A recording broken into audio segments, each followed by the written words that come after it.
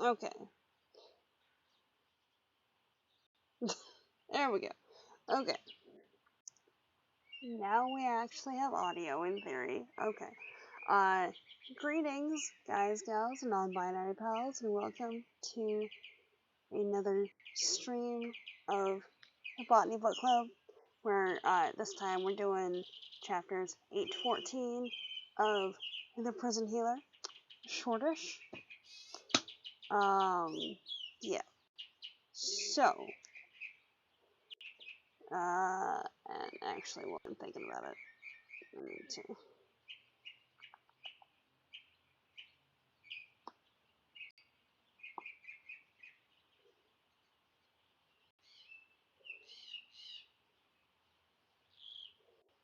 One second.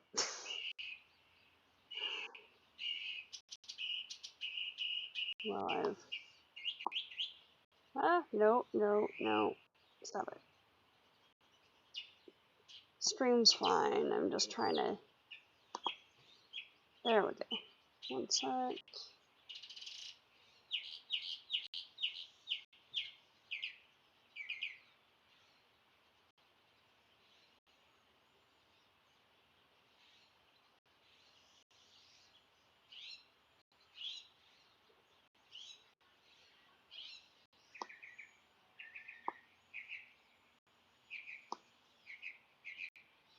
That's not what I wanted. Alright.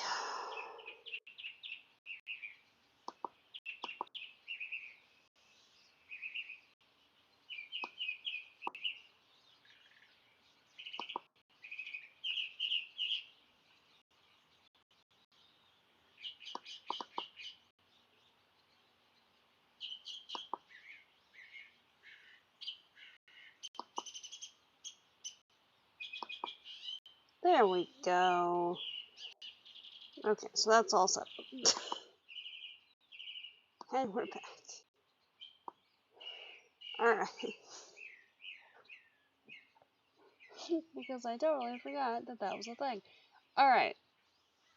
So, it has been requested that we pull a card, and that it be from the Animal Tarot deck. So, basically, as much as I love the birds, I gotta pause. There we go. I gotta pause the birds, because I just can't concentrate. Which is good since our lip reading skills are limited. Yes. Possibly because we find it more entertaining to make up dialogue. Yeah, basically. So, essentially, I personally tend to work more with oracle cards. No, don't kill the birds. No killing the burbs. Just they can go sit in their quiet tree for now. It's fine. They can come back later, maybe. But yeah, so I tend to. Why did that get put on backwards? Okay. The whole thing is backwards. One second. It's been like that for ages and I didn't notice it and it's bugging me. Alright, anyway. So I tend to work more with the oracle cards. Mostly because it's fairly open interpretation. It's like, for oracle cards, it's essentially like, all you get is an animal, for example. Which, incidentally, we could do that one if you want. And whatever the info is pertains to the animal and how it interacts with whatever.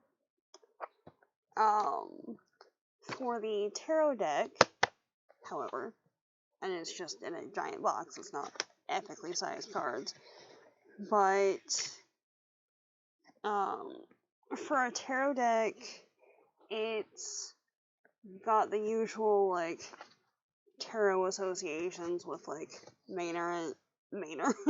minor and major arcana and all of that, plus the element of the animals and stuff. So the cards, come here. So like the first one that came up was the Queen of Swords, that happens to be a white wolf in the snow. And while I'm working with this, can I get the light to... Yeah, there we go. So that's what we're doing. They're just waiting until your back's turned to go Velociraptor on you. He tells you. I mean, there's some birds that I've seen, right, that are very definitely suspect in that regard. So yeah, I can pull a card from one or the other or both, whichever, really, at that point. It is interesting though, because for both of them, you have, like, for both decks, it's from the same people, and you have, where? There it is. No, it's not. It's from different people. Okay. Which makes sense, because it's it's two completely different art styles, now that I'm looking at it. Which, okay.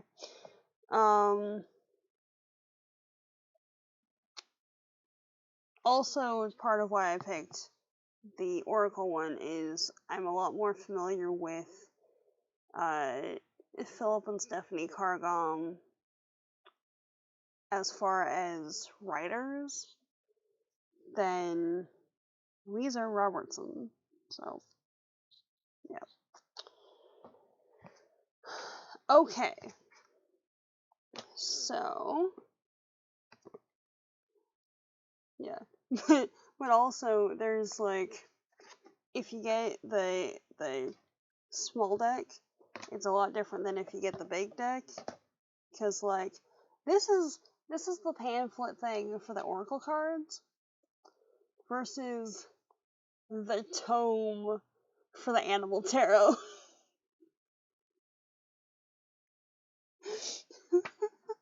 So there's that. We choose both. Okay. Okay, that works. Let me just get the blanks out. Okay.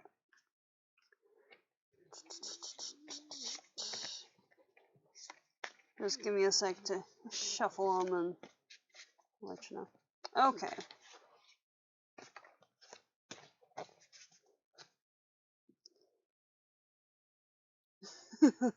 Typical voice. Tome. Yes. Alright. Ah. Alright. Let me know when to stop. This is for the Oracle cards.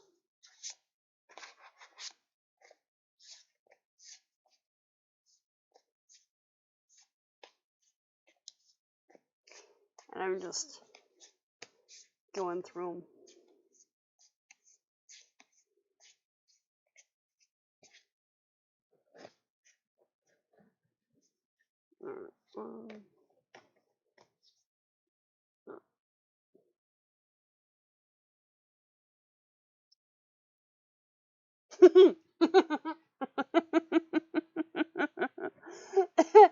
So, apparently that one was ordained by whatever.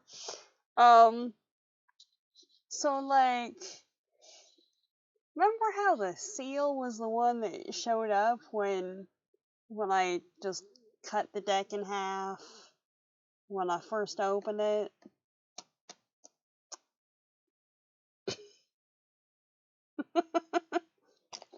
So, there we go. Apparently, apparently the seal's got some words for you today. I don't know.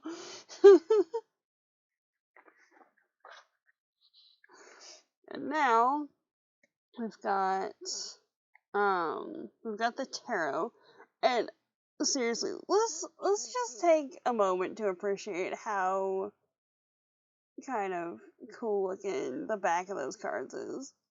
Because seriously, all right,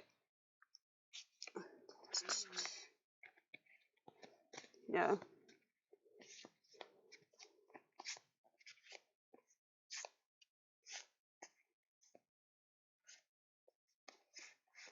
I mean, we can go with the Queen of Swords if you want, or I can do a full shuffle, whichever.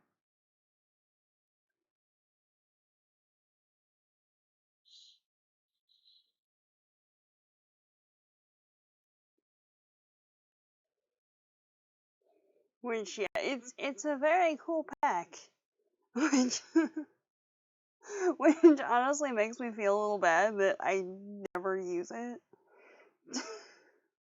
But there we go.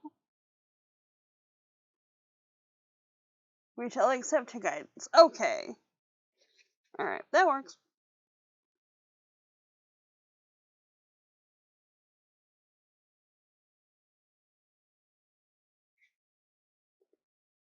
But yeah, it's a very cool, like, woodcut and watercolor sort of style. Like, look at this guy.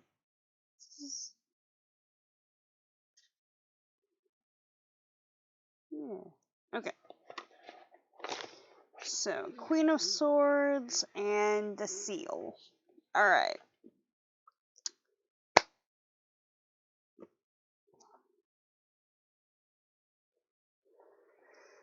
Now.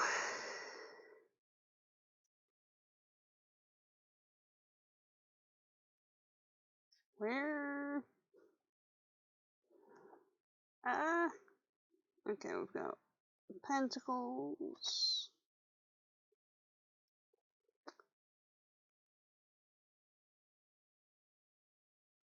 Okay.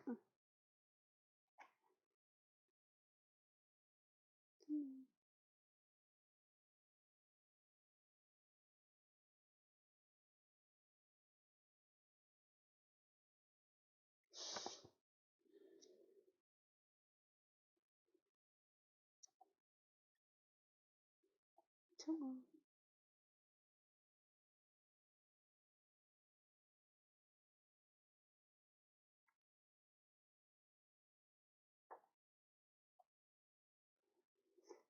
Well, that's an interesting way to organize stuff. But,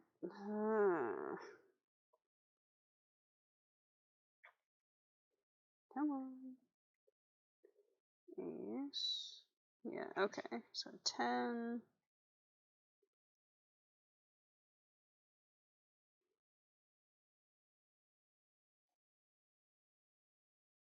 10. Queen. Okay. Because, like, I realized that the face cards, or what would be the face cards, like the king, queen, and page and stuff, are, like, have other associations, but, like, for ease of trying to find them in a book, why they gotta be separated from the rest of the suit? I don't get it. Anyway. So we've got the Queen of Swords, like so. Let's see if I can hold it like this and still read. Alright, there we go. Message from the wolf. I know I can be cold when I need to be, bold when I have to be, and as blunt as I can be. There is much to do, and you must get to it. There is a time for discussion, and there's a time for decision making. The time for discussion is over. Now it is time to make a decision and get on with it already. Fair. In the wild, decision making is often accompanied by a sense of urgency. The more time it takes to get something done, the deadlier it can become. The queen lets you know that your time is up. It is truly now or never. You must take her sword and cut the ties that bind you to procrastination and liberate yourself from the cycle of inaction. The mind is good at trapping you, making you believe you have all the time in the world, but this is not the case. The wolf wants to make sure you truly understand that.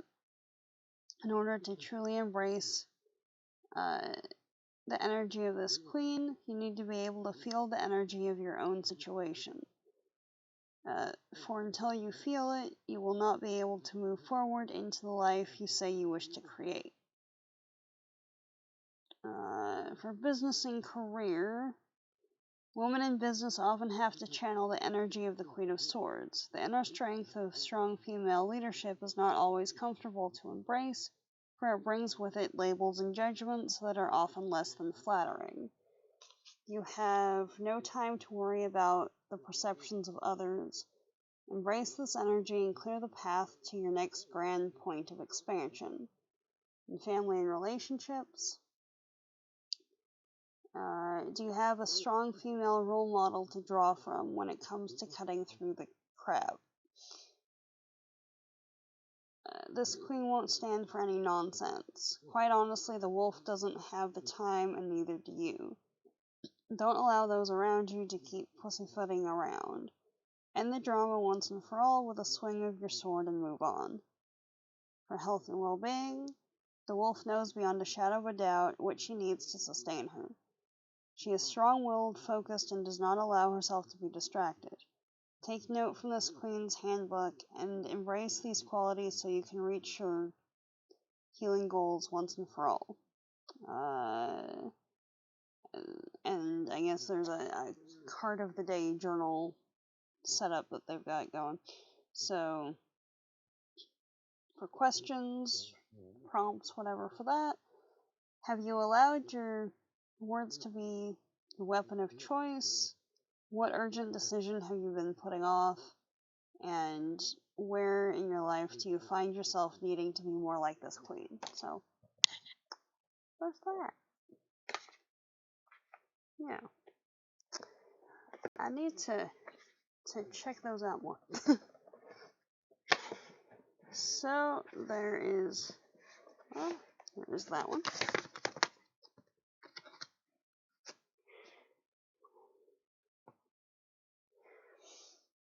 And put it over here.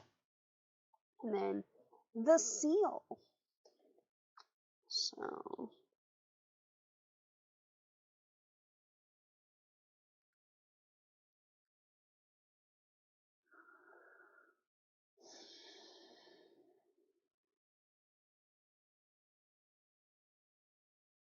you're finding the seal.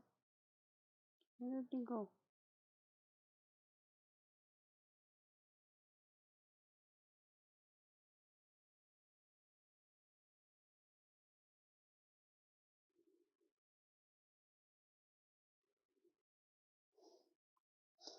We are hearing decisively prioritize self. Self-advocate without guilt.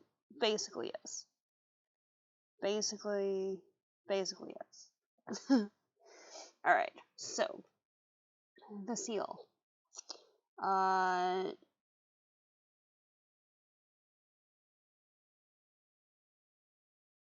Otherwise known as Ron. Keywords love, longing, and dilemma. So for meaning, so the upwards facing. Ron calls you from the seal people. Ron calls to you from the seal people of the sea. The Danan Ron, the song of the seals, frightens many who hear it. It's mournful and Its mournful and human sound stirs the heart of the listener to the core. It is a call to us from the depths, from the unconscious, from the waters of our birth, from our beginnings on earth, from our brothers and sisters in the animal realm who are closer to us than we dare imagine. We fear this call, anxious that we may be drowned, overwhelmed by our feelings. Do not let your intellect imprison your heart. As the human impressions of the Selkie, as the human imprisons his Selkie spouse, the magical seal. Opening yourself to the promptings of the unconscious, of the feminine, of your dreams and longings will bring transformation, healing, and love into your life. And then for the reverse, so if it was upside down or what have you, you may be facing a dilemma. Whichever way you turn could involve risk and potential loss, and yet you know you must make a choice. The seal speaks of the longing of the heart, of true love, of a sense of humanity and goodness. In the end, these should be determining factors in your choice. Although the seal may represent loneliness and separation, as the Selkie imprisoned on dry land, the time will come when she will be released and will act as a guide and companion through the watery realm of the emotions of the other world. So, yes, rainbow seal energy, right there. Yeah. So,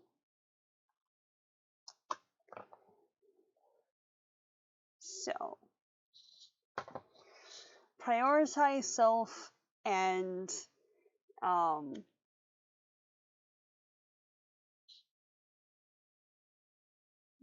channel the water energy of the Selkie.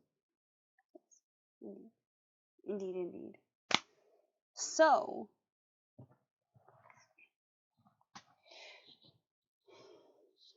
one sec.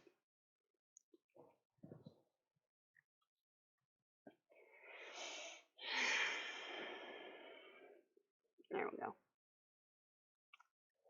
Anyway.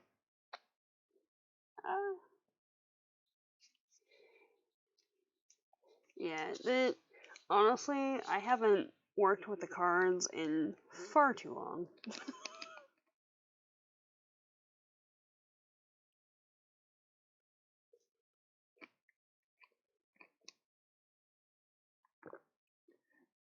Being able to become a seal would be awesome. It really would.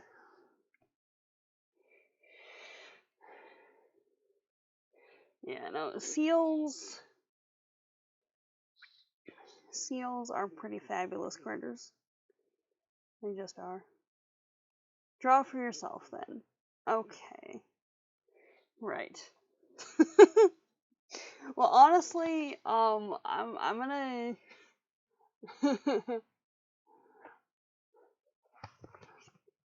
I'm gonna say the wolf is applies to me too at this point because it does. But for the oracle cards, let's see.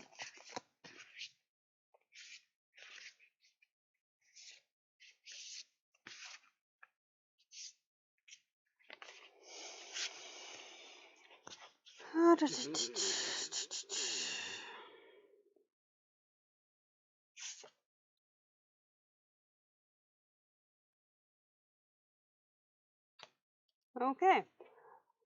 The Earth Dragon, but in the reverse position, which, okay. Go forth and slay, wolf sister. Yeah. Alright. Okay. Now, I know the dragons are... Okay, the dragons are at the back. So, the Earth Dragon, like so. The Earth Dragon, Dragtalov. Dragtalov. Okay. Keywords power, potential, and riches.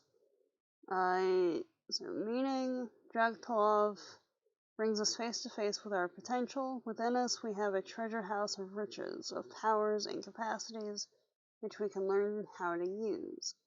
In the past, we may have been denied access by the guardian of this treasure, but now we are coming to understand that this sometimes fierce guardian is in reality an aspect of ourselves. By coming to know and love the Earth Dragon, we will be able to unlock the secrets of our heart, and at the same time, we will find ourselves discovering the beauty and the power that lie within the hearts of those around us and the very Earth itself. And the reverse, perhaps somehow you are relating your inner reserves and potential. Relating to your inner reserves and potential in an inappropriate way. The Dragtala guards the treasures of your soul fiercely, but he is your ally, not your enemy. Do not try to kill him, and do not try to wrest the treasure from him. You may need to spend time befriending this creature who has slumbered in your soul for so long. A precipitous attempt to capitalize on your talents or express your potential may be unwise. Right, so there's that. Are there other dragons in the deck? Yeah. There's, it's got the 4 elementals. So, earth, water, fire, and air. Mm-hmm.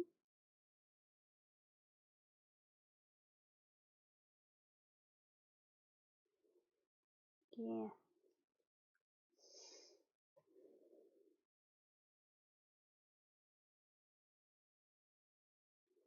Yeah, so we've got water that's like memory and wishes and unconsciousness, or the unconscious mind. Earth that's like riches and internal whatevers.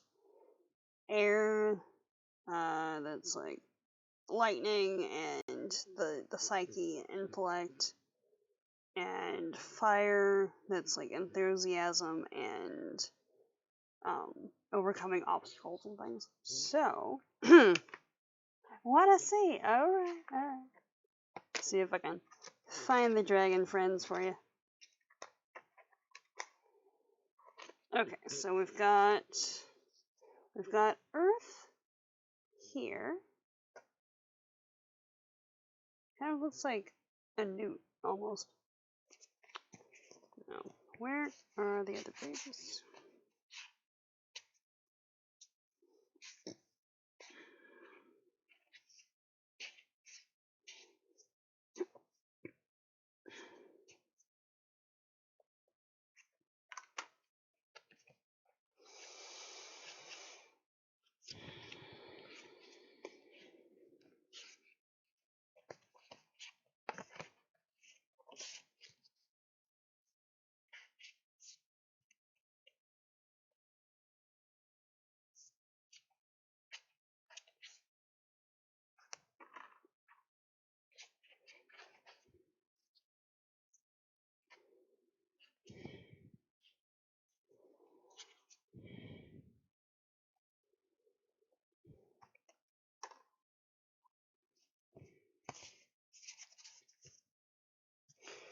Okay, so we've got Earth, water, air, and fire. Yeah. So Earth kind of reminds me of like a newt or that type of lizard.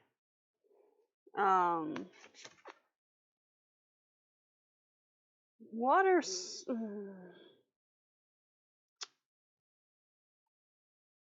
The first thought really is kind of a black mamba almost, but not really. It's got different coloring and the head shape is different, so but that might be part of the inspiration. We've got air that looks pretty close to traditional European dragons, and fire that looks closer to, well, there's a lot of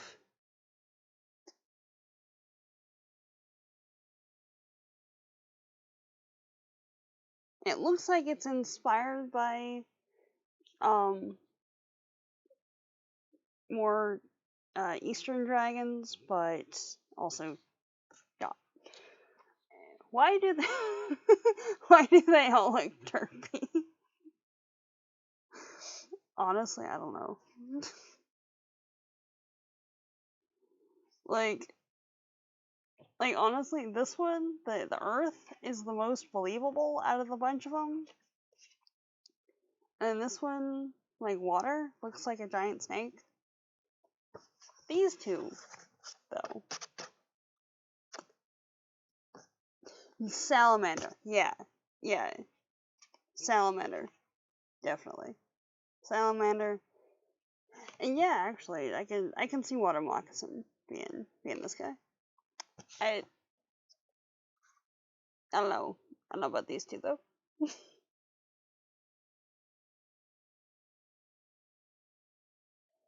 Also, right, this is the only depiction of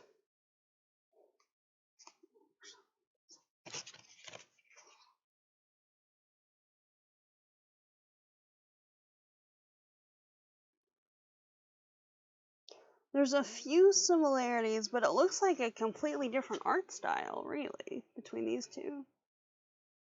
Like for this one, you see some teeth. Like they're small, but you see some teeth. Versus this one that like what is happening with that? That's the only instance that I've seen of dragon teeth looking like that. And water and air don't have teeth, really. Like, what? I don't know. I realize that, if you're creating animals, they all have different, like, requirements and stuff. If you're creating something that would be in a particular environment, but you have those guys, and then you have like, so this is the adder, and it's very recognizable that that's the species that it is. So I don't know. We question the dragon representation in this text.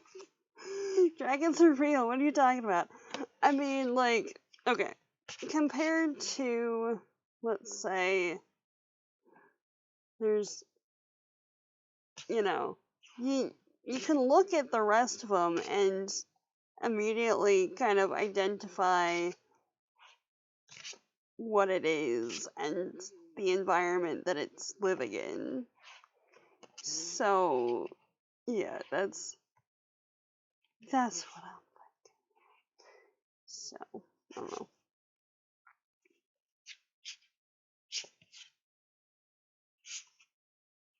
Oh.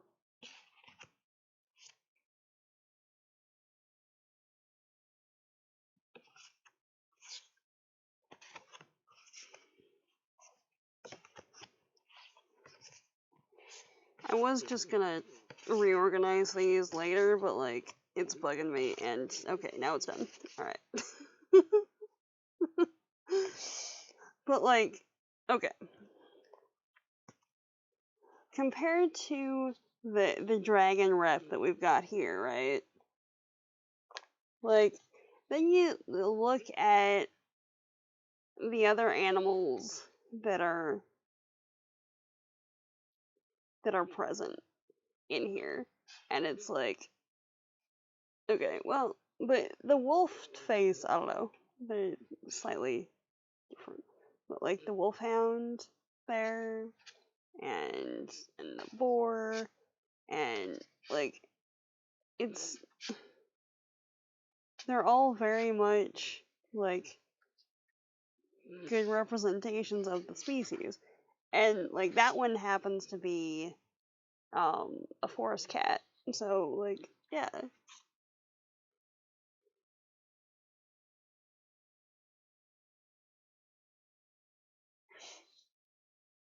I mean it's a cow, but like whenever I see these guys, I always hear the Scottish like Highland coo in my head, so there's that.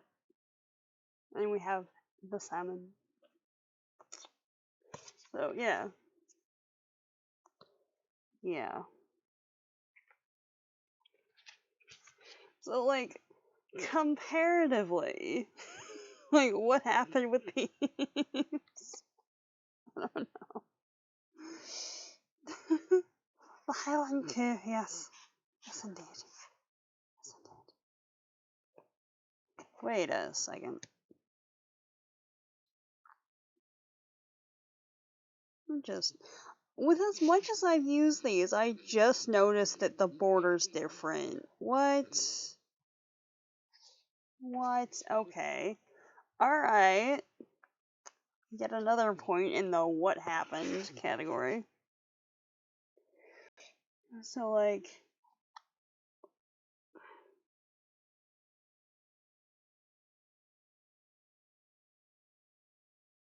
Yeah. So, like, we've got this border here for the dragons. And it's all, like, a stone lac and stuff.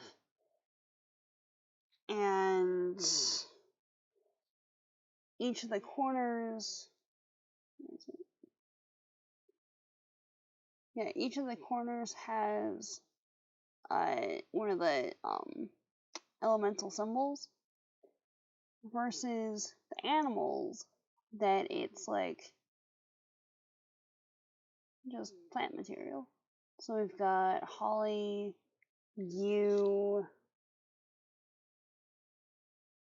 hops, looks like rowan, maybe?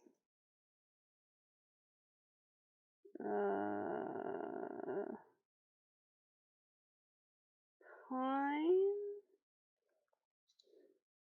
Those look like maple seeds, but that's not a maple leaf. And ivy. And hawthorn, I think. So, yeah. There's a Highland Coo crochet kit. What? That's awesome. It just is. It just is. So, yeah.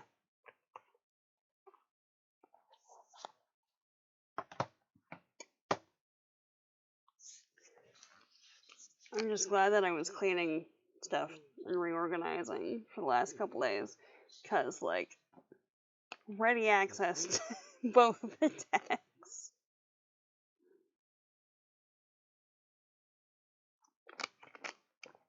Because I happen to be sitting on a bin of critters that I needed for Sunday. So, there's that. Alright. So,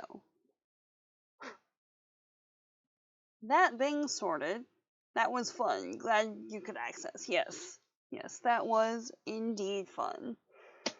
Alright. So,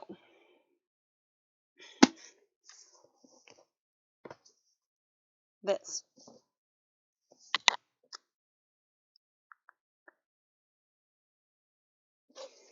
We're slightly under halfway through.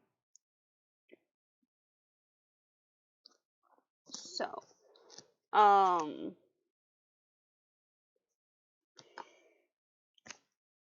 I know I'm gonna finish reading it, personally, because, like, I'm gonna have questions otherwise about certain plot points. But the question remains, do we want to continue reading it as a group, or do we want to switch to something else as a group? I don't know. Think amongst yourselves on that one, and we'll put it to a vote later. I don't know. We're not. Life is too short. Yeah. Fair.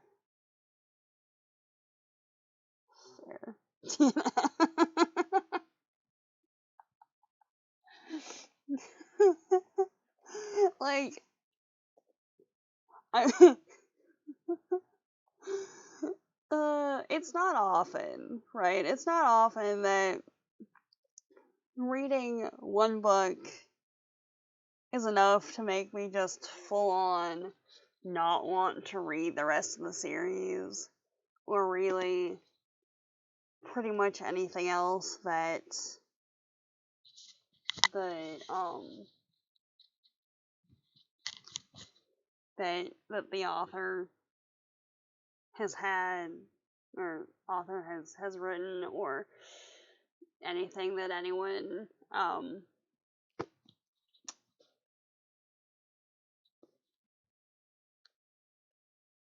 like endorsing said book has written. But there's that. Well, like, there's certain elements in here that it seems like it's really obvious what's gonna happen, or why there's a thing, or what have you. Especially with certain elements of the build-up, to the point that, like, a part of me is thinking, oh yes, it's very obviously not that, because, it's been put forward so obviously, but the rest of me is like, no, that's probably a thing. That's most likely gonna be a thing. So, like, for the magic bit, right? We've got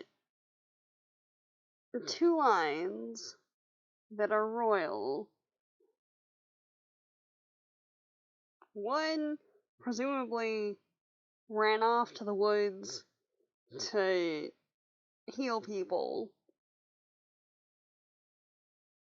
and the other had elemental magic. And Kiva's family are healers. And if we're going with, like, the name symbolism thing, she's protected by any number of things. So that's probably a thing.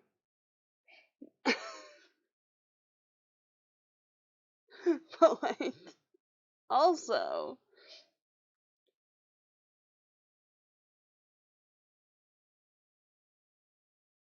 like, that could just be a redirection situation.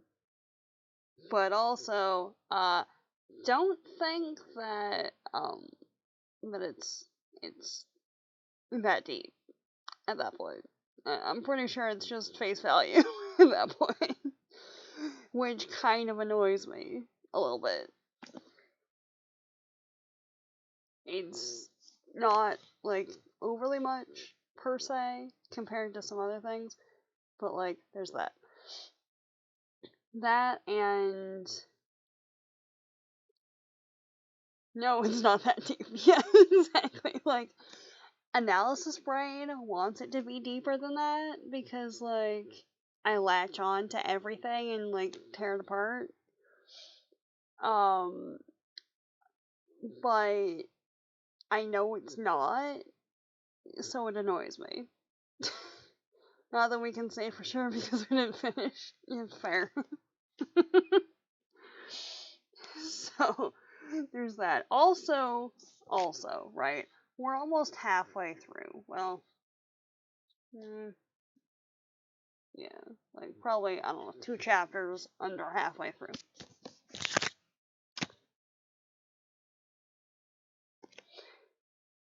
Let me see.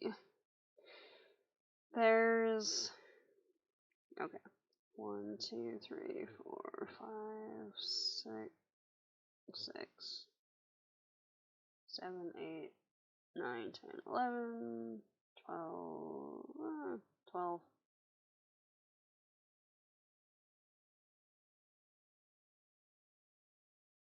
13, 14.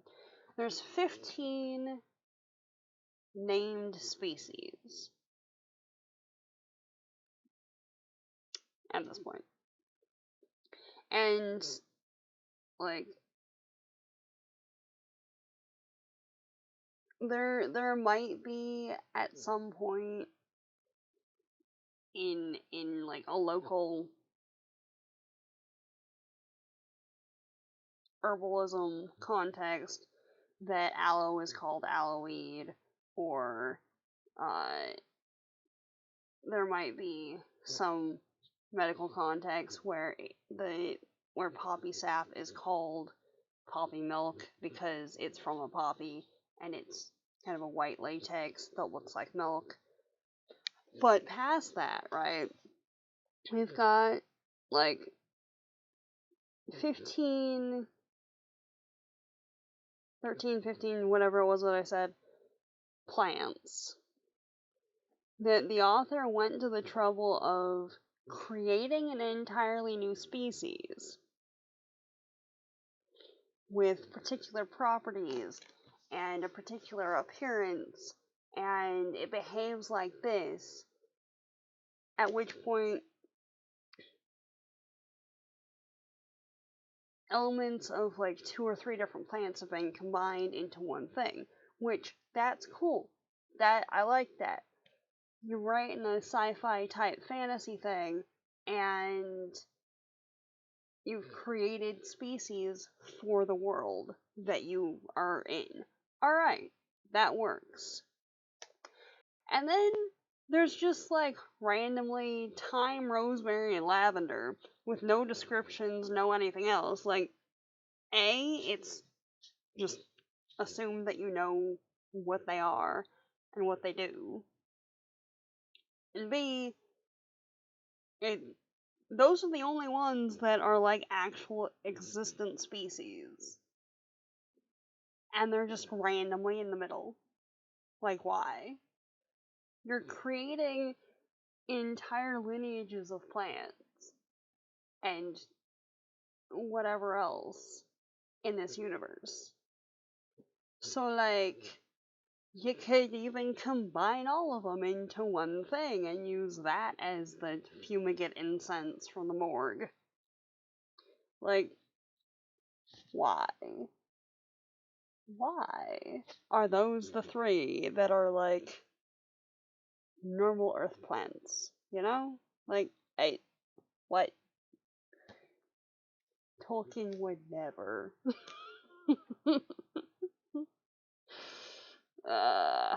Okay. Getting back to the chat over here, because, I was just ignoring that for a second. Alright, for Christ's sake, the author couldn't even write an engaging elemental test. Exactly. Like, that was, yeah.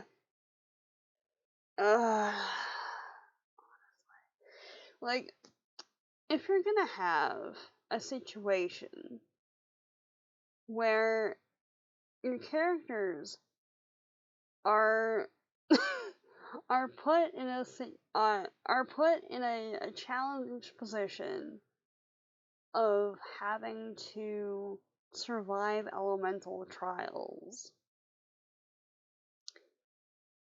and you've created the world that they're in, you've created the challenge, you've created every freaking part of this thing, surely you as the author of this reality can come up with something better than, in order to survive the trial of air, you have to jump a 30-foot gap between a watchtower and a wall.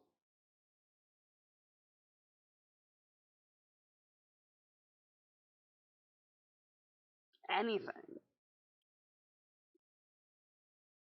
Like, what?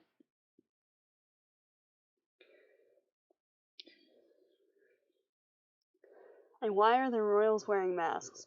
Yeah, like, I mean, it's not like it's to hide their identity, because everyone knows who they are, obviously. Unless it's some kind of like. Alright, the only situation that I can see for that is if it's some kind of like, I don't know, protection over the eyes or whatever. Because they have some kind of genetic situation that their eyes are more sensitive to light, or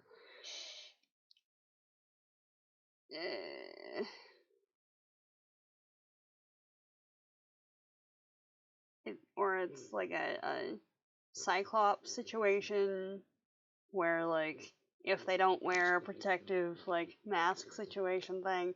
I'm saying situation a lot. I realize that's annoying even me, so apologies for that. Uh, like, a cyclops kind of thing where it's, like, keeping their abilities in check with the mask, which the royals somehow, I don't think that would be a thing. Or, like, a Geordie sort of mechanism where the eyes are kind of wonky and that's helping them see. But, like, also, like with everything else in this, it's probably not that deep. And it's like a fashion thing or whatever. And it's just the royal family has decided that wearing a mask in public is like the done thing. I don't know. So, yeah. Who knows?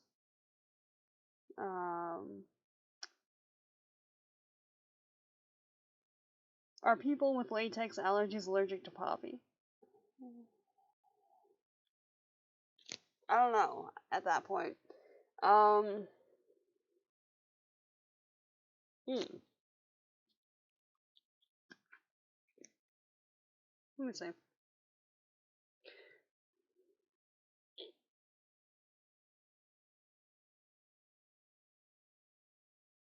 Come on.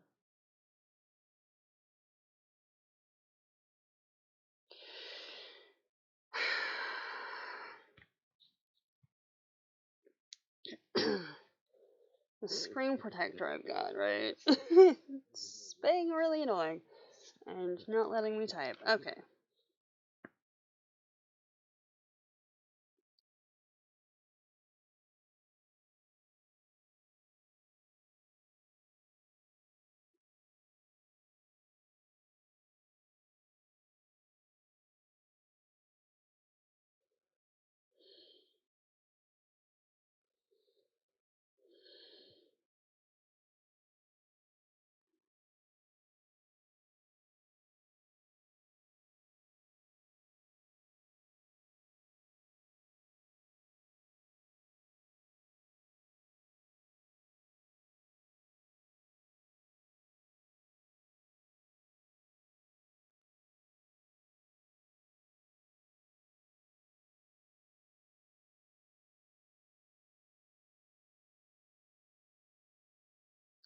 I'm not getting anything for a latex association, but there is mention of a possible cross sensitization between poppy seed and buckwheat if you're allergic to one or the other. So.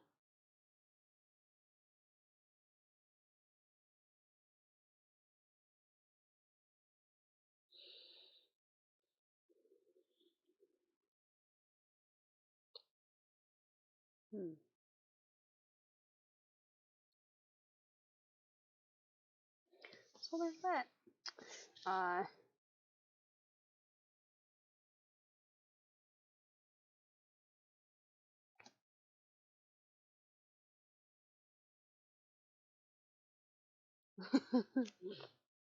Time ender.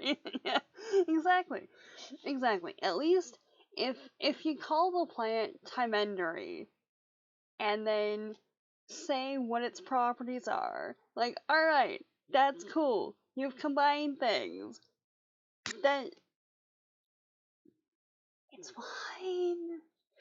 You're writing a fantasy. It doesn't have to be like 1-to-1 ratio with stuff. It's fine. Come on now. See, if we wrote it, there would be a very slim, non-zero chance you could beat the challenge using your wits. Here, specifically herbal, and that's what Kiva would do. Exactly! Exactly! Like, why? This whole book is a situation. Asked since you called poppy milk a kind of latex. Yeah, no, I figured.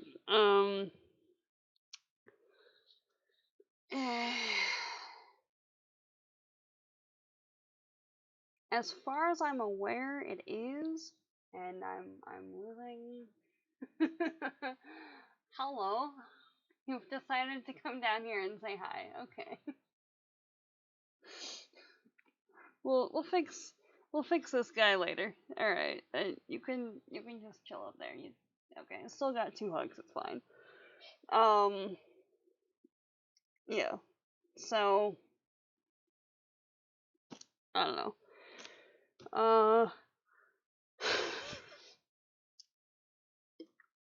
As far as I know, the sap.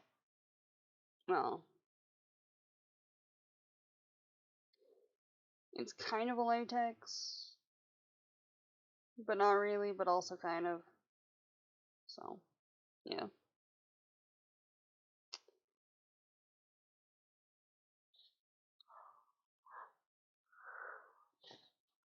Because I know, like, if you have a latex sensitivity, then, like, dandelion latex can be a big thing.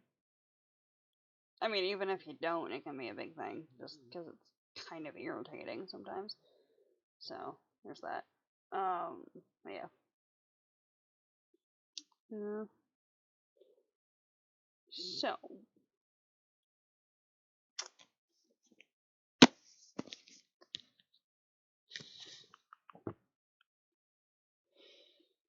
I don't know. Yeah, no, like, it was noticeable in the first bit, but, like, by the second section here, it's kind of really obvious that Nari, the guard, who's relatively new to the compound,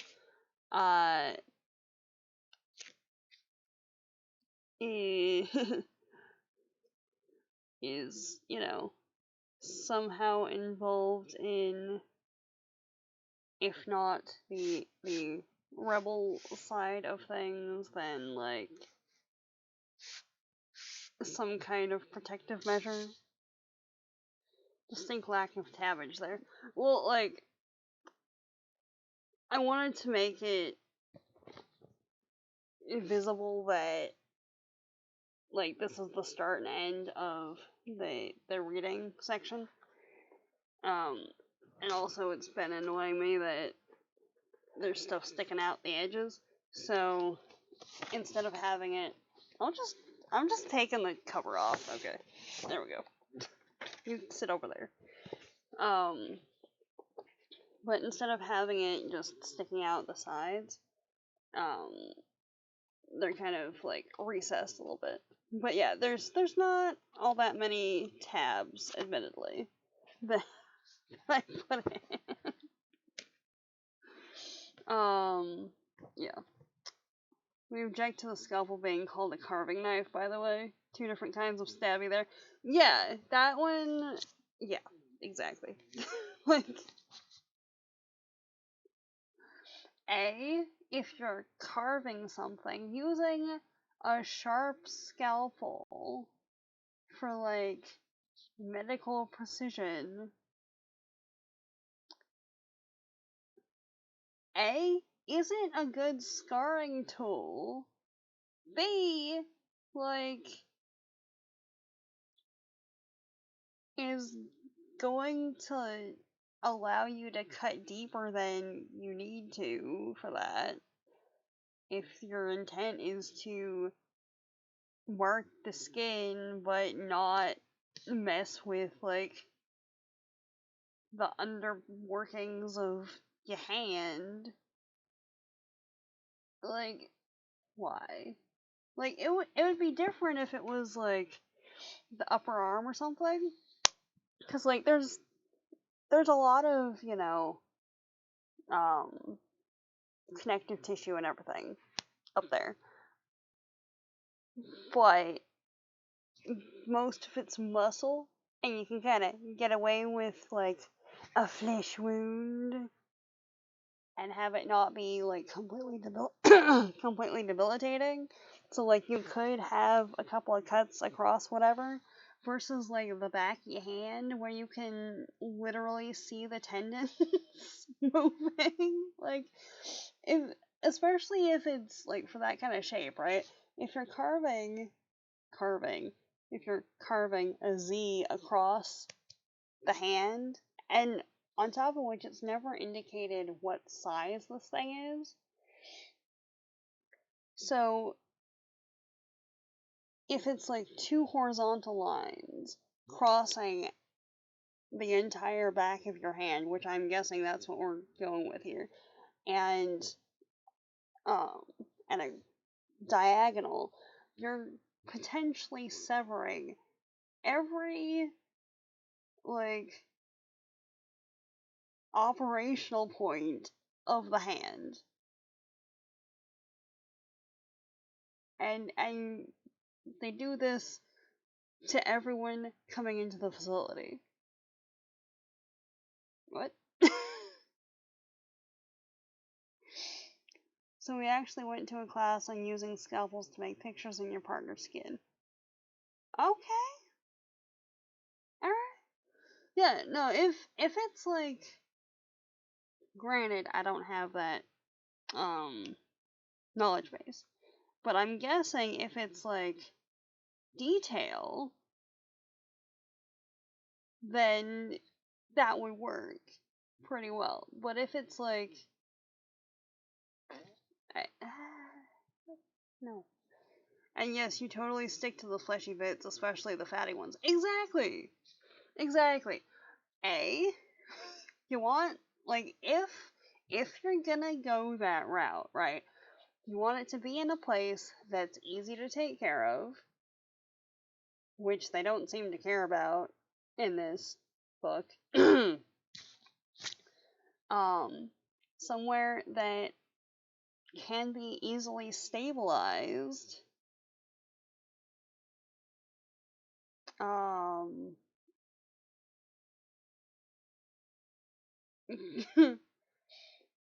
So, like, not something that you need to move around all the time. Otherwise, healing is a big issue. And, like, why? And yes, totally stick to fleshy bits, especially fatty ones. But depending on your partner's skin, it could totally scar. So pick something you're okay with sticking around forever. Yeah, exactly.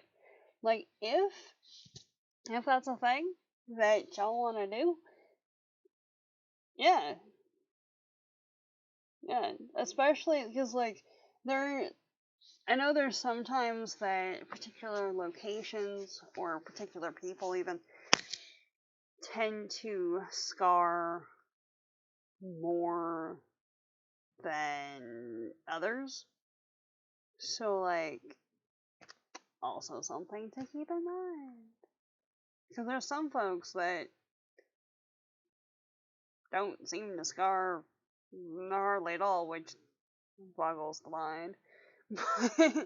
But there's some people that, like, everything scars. So, yeah. Just like some people could, I don't know, get hit by a truck and they're relatively fine, and there's some people that, like, look at the corner of a wall sideways and get bruised and whatever. So, like, it depends on that one. Yeah, that's cool. It also depends on what healing measures are taken on that. Uh-huh. Yeah. Oh. One sec. Get the blow the nose.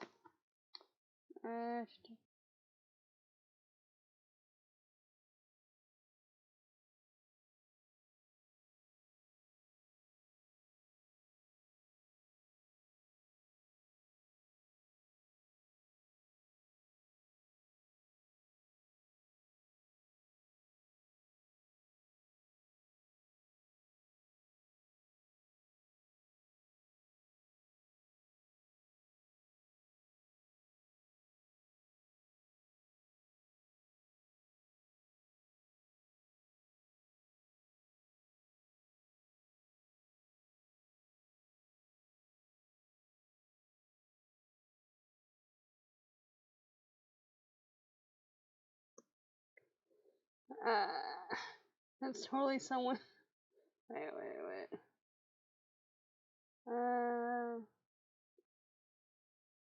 That's totally someone who watches the stream to find out what weird knowledge we will reveal having them. There's totally someone who. Yeah, basically.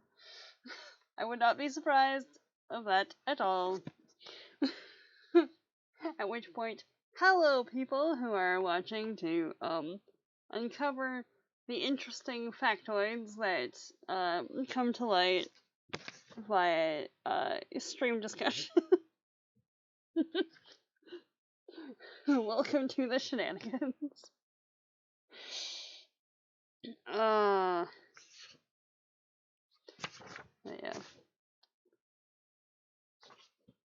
Also, right? Okay, let's just. I would just say that from the interactions with in here, I'm gonna go out on a limb, right? Hello, 3-letter agencies.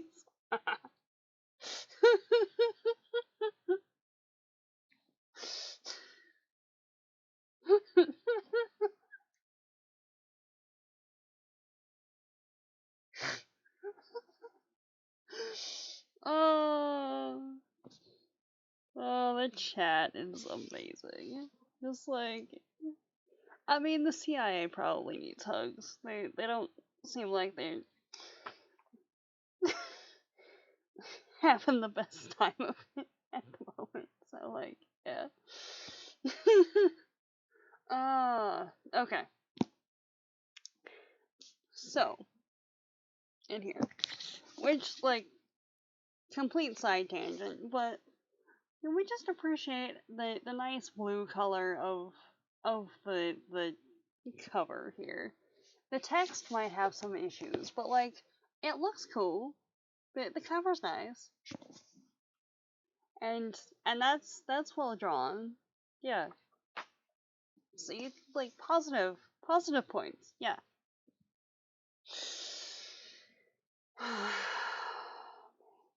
All right. So, like, Jaren, it is indeed a lovely blue. Exactly. So Jaren came in, and right after everything started going a bit nuts.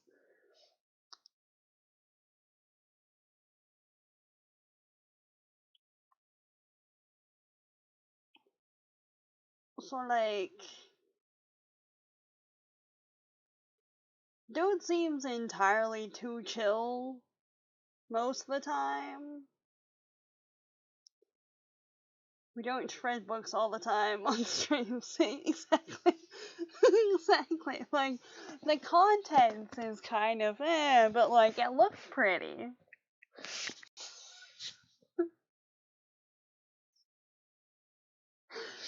Oh, God. Alright. Anyway.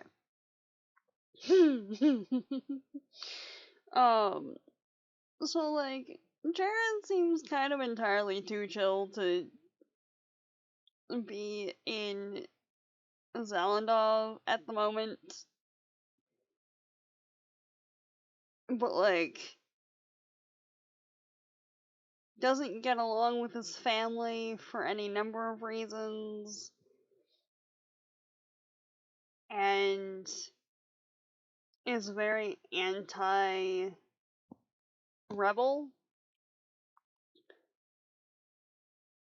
And the entire continent sends people to the prison. So, like, and Nari follows him around as, you know, a protective guard type person might. His chillness and naivete are very sus. Exactly. Like, you're being weird, dude. I don't know. So, like, doesn't get on with his family, is there for reasons, is entirely too chill about being in a max security prison with a bunch of murderers and rapists, and, like, has one of the guards, like, as protective detail, essentially. So, like, is you one of the royals, or, like, why are you here, man? Seriously.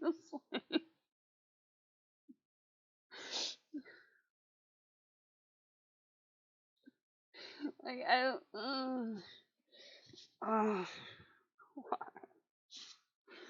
and then we've got, what is it? What's his name?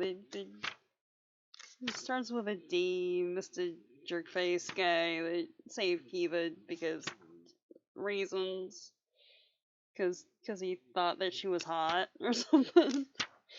Like,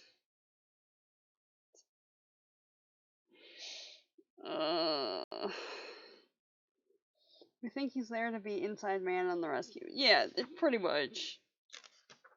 Pretty much. But, like, if he's that, Nari's the inside woman, yeah. Basically. Like, okay. If Kiva's family is presumably working with the rebels, tangentially, or whatever,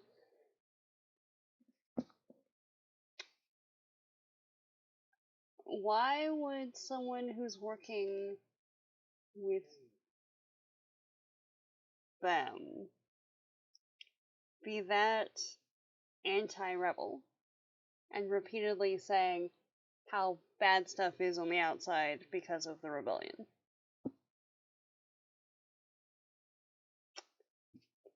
He's also there to be the requisite YA love interest. Right? Like,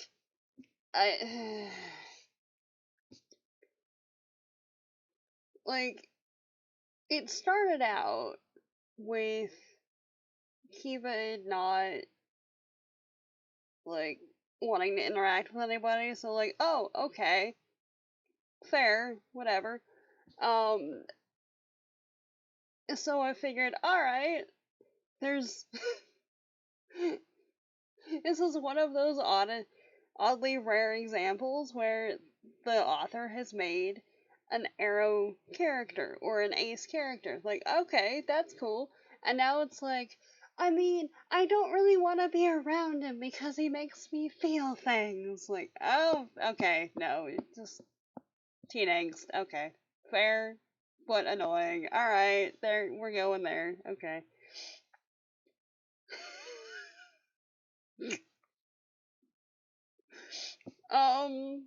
Yeah, no, oh, it turns out it's family, maybe. Incest twist. Yeah, no,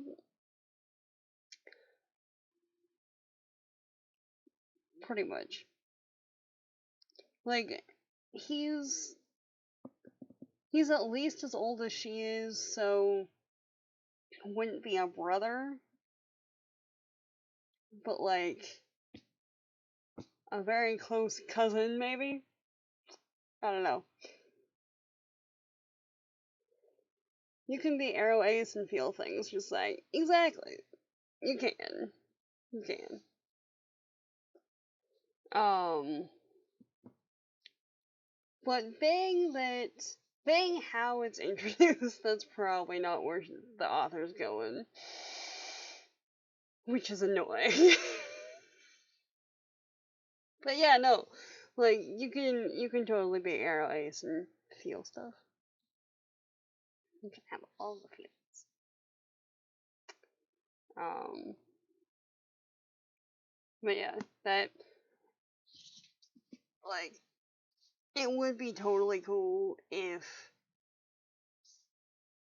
that was the angle for more the books though. I need to put the cover back on because like my hands are sweaty and I don't know why exactly, but they are.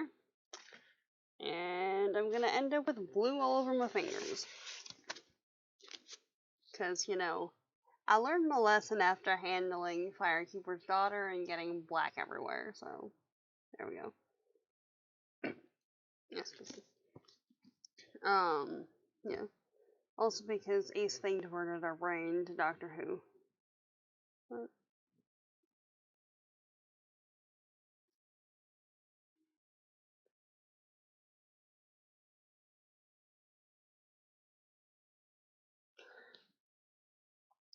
admittedly, uh,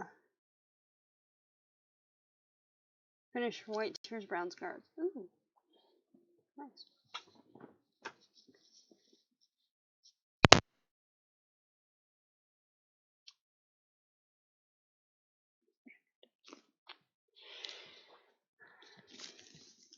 Any final verdicts on the read through on that one? Because yeah, haven't had a chance to do the read through on that, but yeah, it looks like a interesting one. At one point, Hamad goes on this rant about the female doctor got more coverage than the casting of an Arab Aladdin.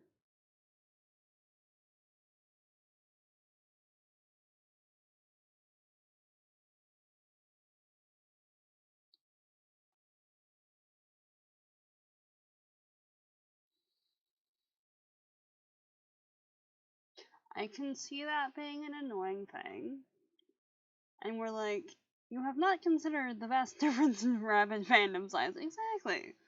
Like, if the Aladdin fandom was even a fraction the size of the Whovian fandom, there'd be a whole lot. But like, it's not. So yeah.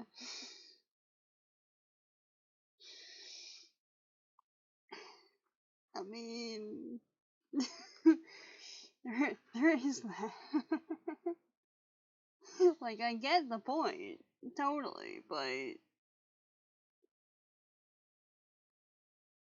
overall, good read though. Okay, good to know. It's like it.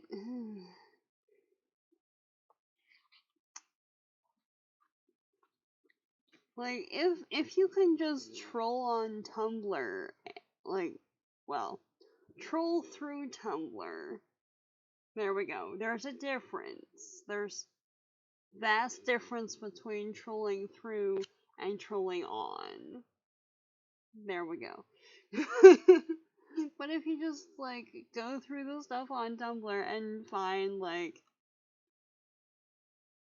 thousands of postings about a particular thing,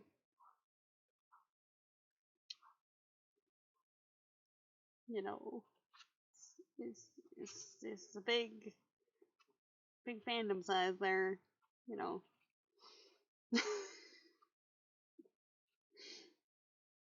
It's like Doctor Who is one of the big four. Of course, after last year, Potterverse isn't really as much of a thing. Well, I mean it is, but it's not as much in the spotlight as the other three. But there we go. Anyway, um,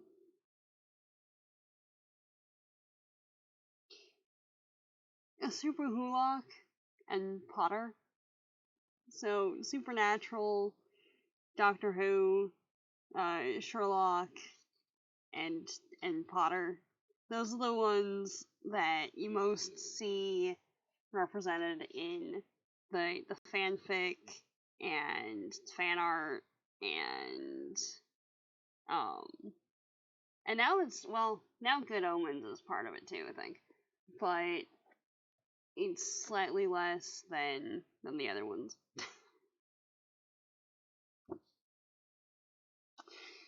So there's that.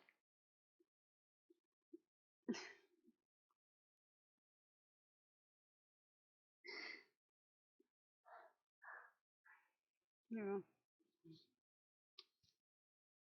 Oh well, those are pretty good choices. Yeah. I mean they're pretty solid, you know? There's like author stupidity aside. Exactly. Exactly. So there's that.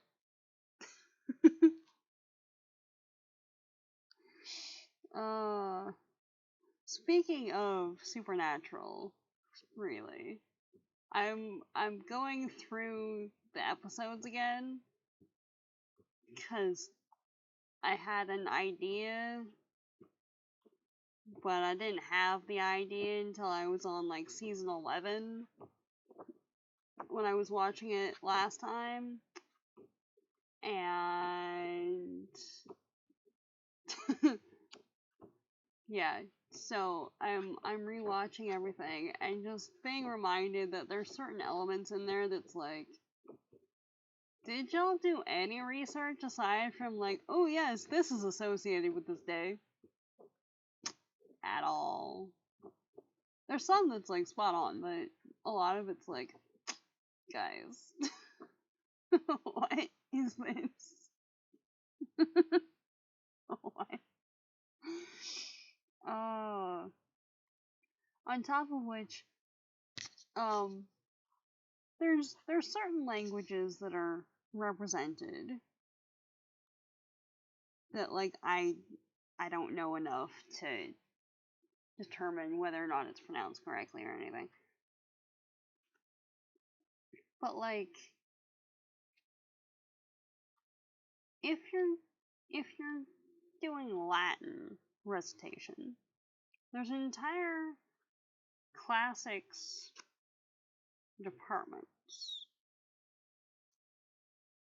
The Vatican still speaks it as one of the like primary languages and all that.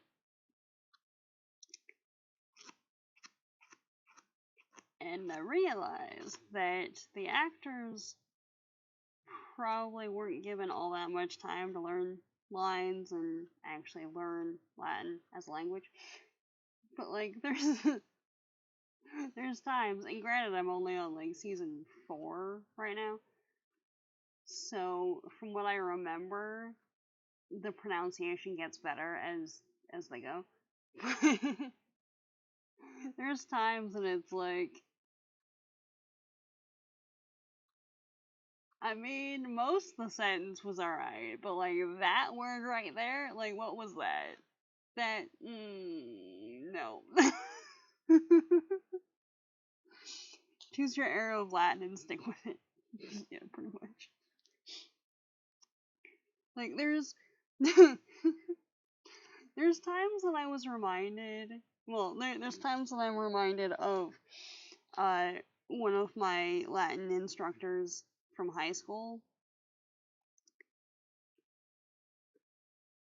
Because we had one guy who didn't really focus on the verbal so much as being able to read and write it, which fair, it's essentially a dead language outside of certain contexts. But he retired and we got someone else, and she was speaking Latin with a southern accent, and it was interesting. Especially because her normal speaking voice wasn't southern. It was like, I don't know, Colorado, Nevada kind of inflection. But the Latin came out and it was Puelam and stuff, and just like the twang in there. Like, what is this? Where did you learn this? What?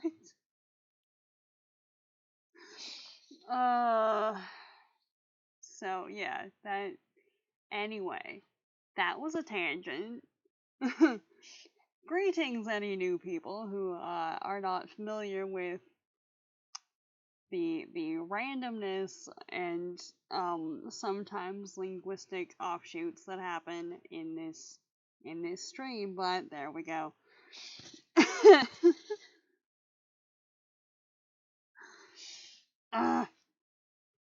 Anyway.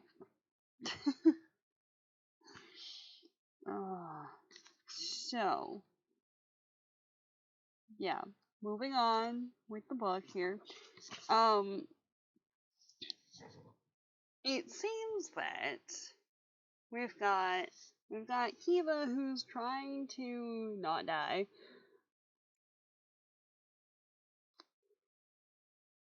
And then Jaren and Nari are potential plants for whatever rescue mission is happening.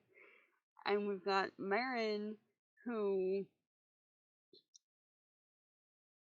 is somehow tangentially connected to whatever potential rescue mission is happening, maybe. And Tilda, who half the cast seems to like be rallying around, and the other half just wants dead, or generally doesn't like her for any number of reasons. So like,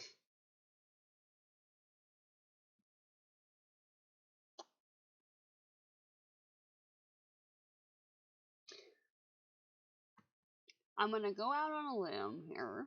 That's probably not much of a limb, really, and say that it's probably not as deep as I'm envisioning it being at this point, just because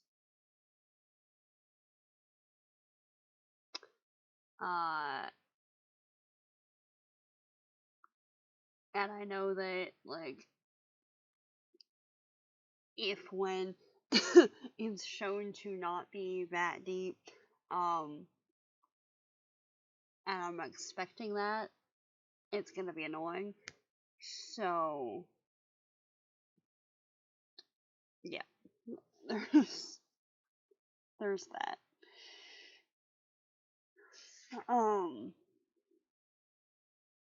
Also, tangents.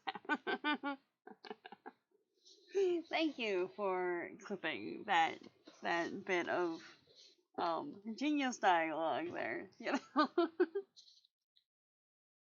Yes, tangents happen indeed. All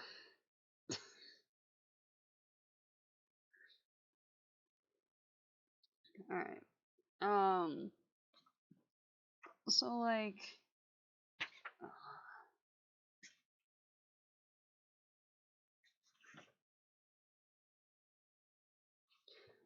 that okay. Just as a stylistic thing, right? I acknowledge that having passages in italics to demarcate that this is like a flashback or a dream sequence or whatever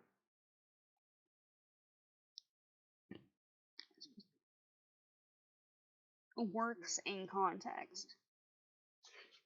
And it's very much like a personal preference as to whether or not that works. But we've got like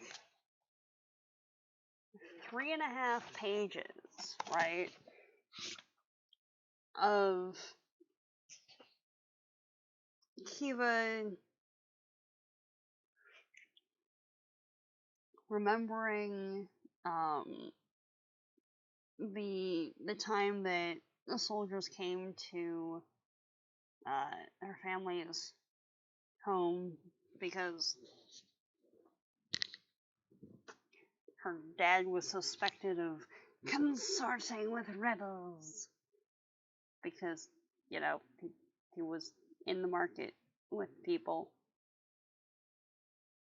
presumably. That's all we know at this point. But it's 3.5 pages in italics.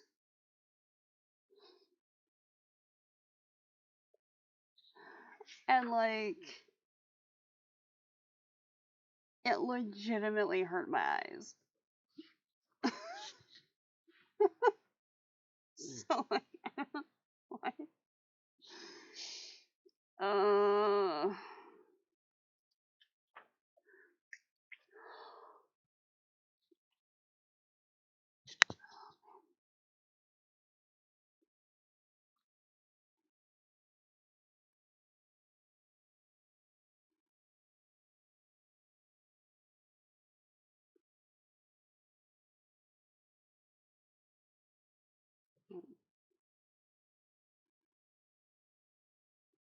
Devrin?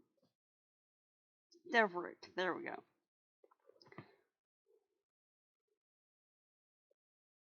About the third time she screamed Papa, we started skipping forward. Yeah, the section was pretty unpleasant in audio. I can imagine.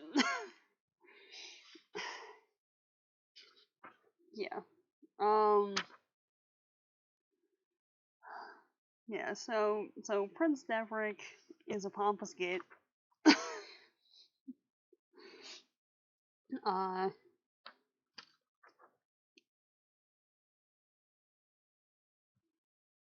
Varys is the one that showed up to their house and like was leading the party that resulted in Kiva's little brother dying, which, you know, that's great.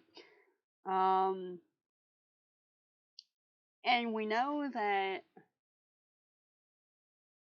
at that time, both she and her dad went to Zalandov, and apparently the warden has been protecting her, such as it is, because her dad saved him at some point. But, like, we haven't seen the dad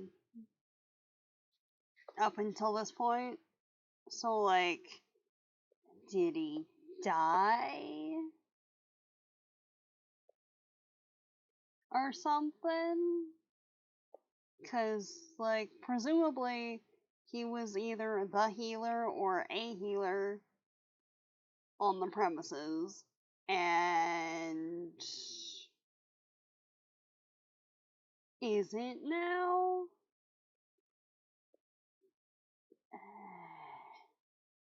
And it sounded like he was only there for like 6 months and faffed off into the ether, and she was stuck there, left behind. So, like, where'd he go?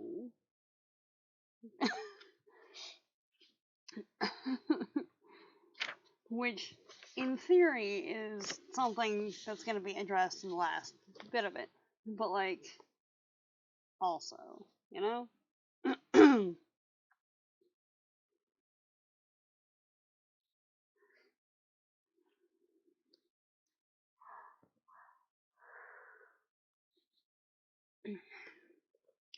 Like, we know, or at least she thinks, that all the little notes that she's gotten over the last decade are from her sister.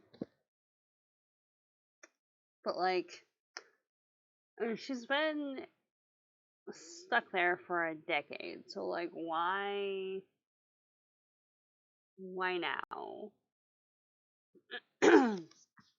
Yeah, thought he died. Yeah, no, presumably. It's just not been stated outright, and they're talking around it enough that either he died or he got transferred somewhere. But if Zalandov is like the max security place, like, he wouldn't have been transferred anywhere. But, like, they never said, like, oh yes, there was a mass plague at this time. Like, oh, okay, so we can infer that he died from that. Or, like, there was a confrontation or whatever. It's just like, he was there. Now I protect you. Like, what? What? We'll be sure to...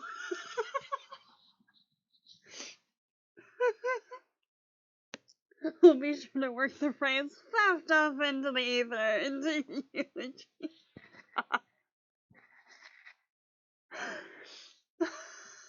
I mean, it's accurate though, right? Okay, yeah, one sec. Ah.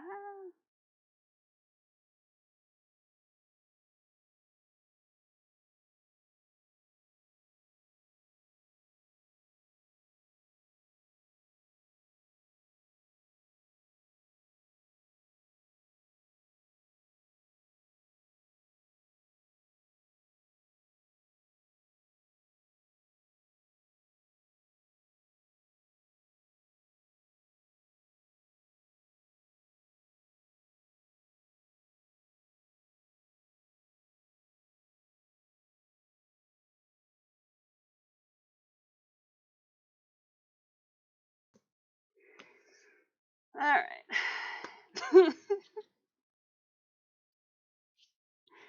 Yeah. So, there's that. I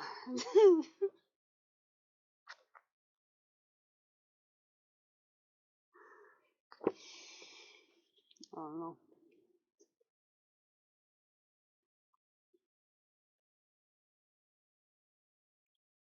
Also, right, I don't know how far you guys ended up reading, but in 14,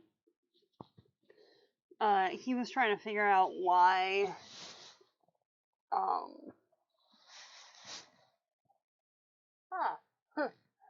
there we go. Okay, I'm just gonna,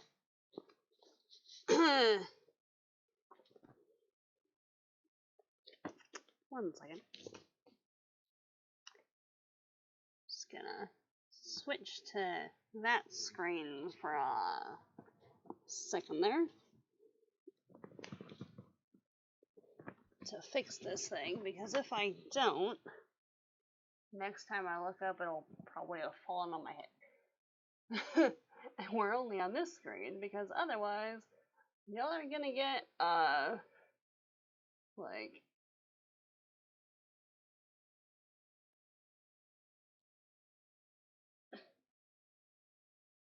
real in-face shot of my butt. Because, like, that's the level that it would be on. Alright, there we go.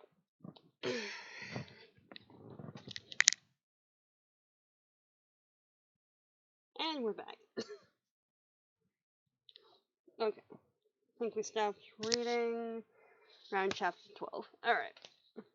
Yeah, so he was trying to figure out what is causing everyone to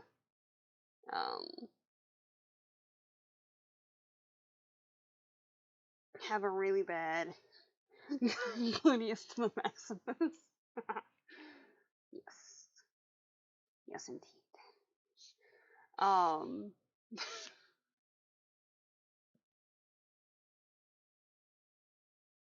I read that and I have flashbacks to Xenon.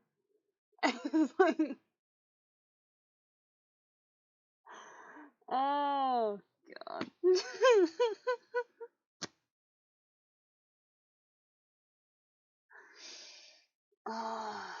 Yeah. Because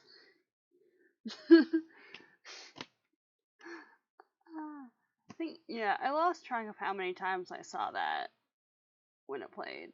Just on. It's either Disney or ABC or whatever. They're both owned by Disney, it's fine. Like, it was like the first and fourth Harry Potter film and Xenon Girl of the 21st Century. Like, there was a bit that's the majority of what was being played on ABC Family. Yeah. Essentially, there's like at some point in the future,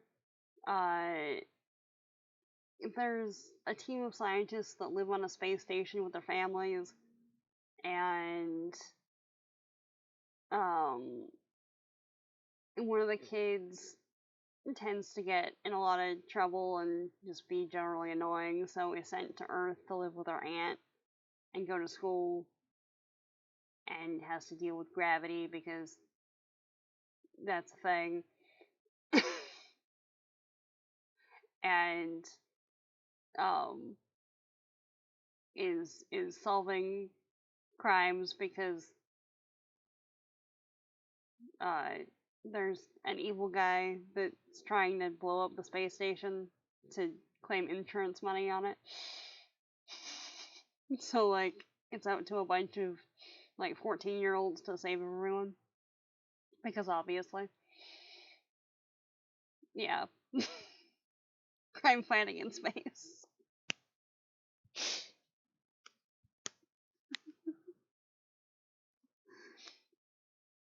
Does she have a friend called Argon?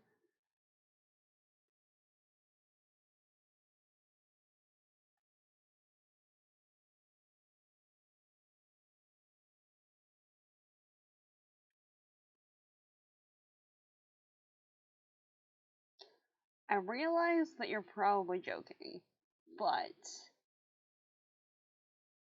I. Oh.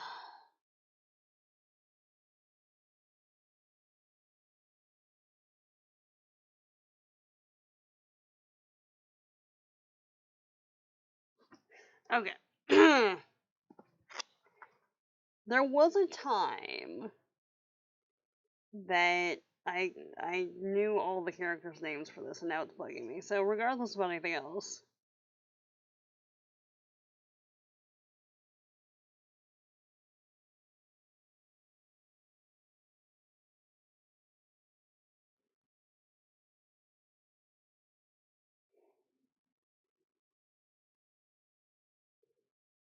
joking and showing off our periodic table knowledge. Yeah, no, totally. Um.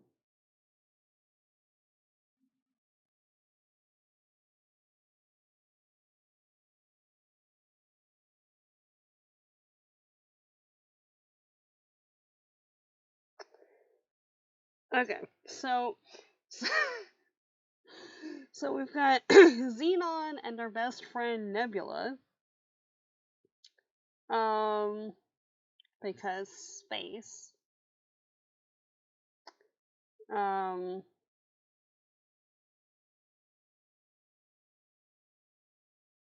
and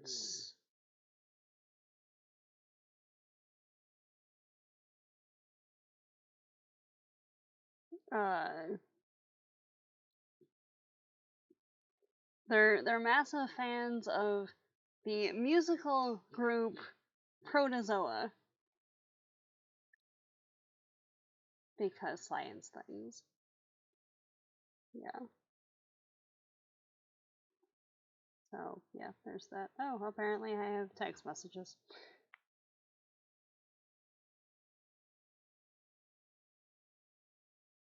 Uh,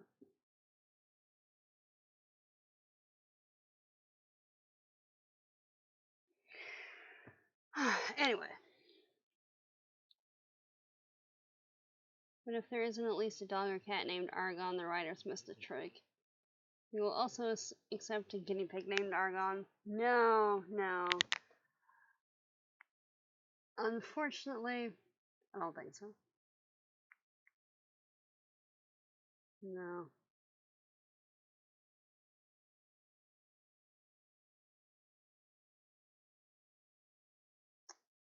No.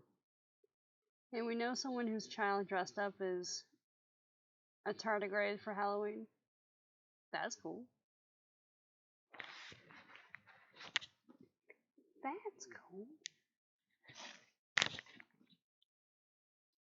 Hmm.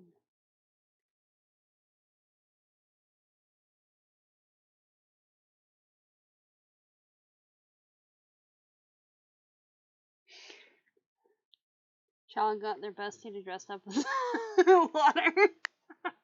Aw.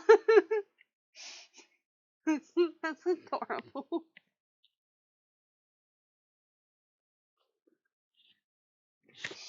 Aw. Oh. Okay. So, like, for this thing, right? Chapter 14, there's a massive, like, I don't know, for lack of a better term, a stomach bug going around that she figured would infect pretty much everyone and have, a 2 to 5 day recovery period and whatever. And now, no one's really recovering from it. People have started dying.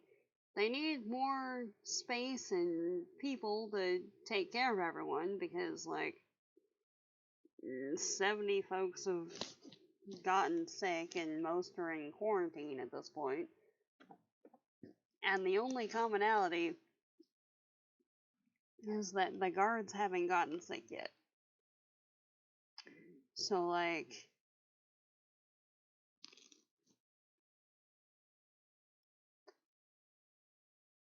not entirely sure where it's coming from because, it doesn't seem to be spread in the general manner of things that stuff is usually spread through the place in. So now, so for 15, she's gonna go do an investigate around the quarry and whatever because that's where the first cases were reported from. Bioweapon? Yeah, I'm thinking some kind of bioweapon or like poison or whatever. Um,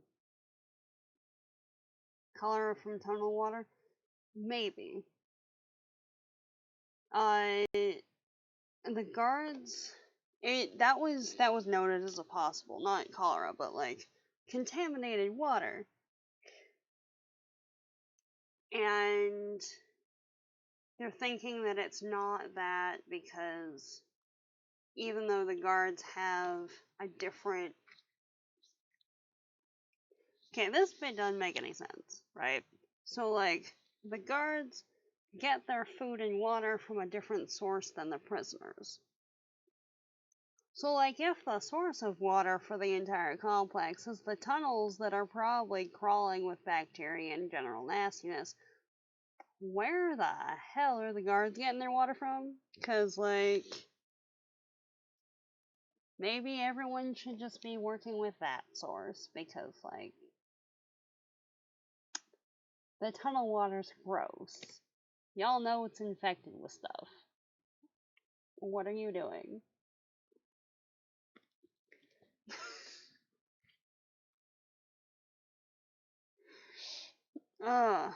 But then also, the favored prisoners, i.e., those who routinely service the guards, shall we say, also get a different side of things. And one of the people that works in the admin section, who is a favored prisoner, just got sick too. So that has put a crimp in their investigative whatevers. It started in the quarry. The rebel object is either the source or the target.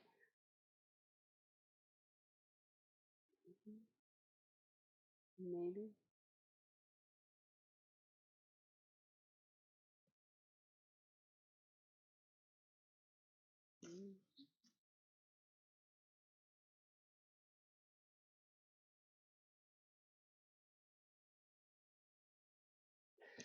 Yeah, no, it would make sense if it was like a generalized thing, and like to make it not look like an assassination attempt. If it's, taking out other folks too. But from what we know so far,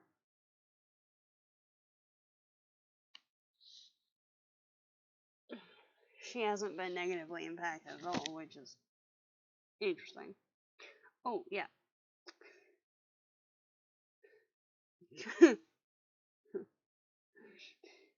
Complete side tangent, once again.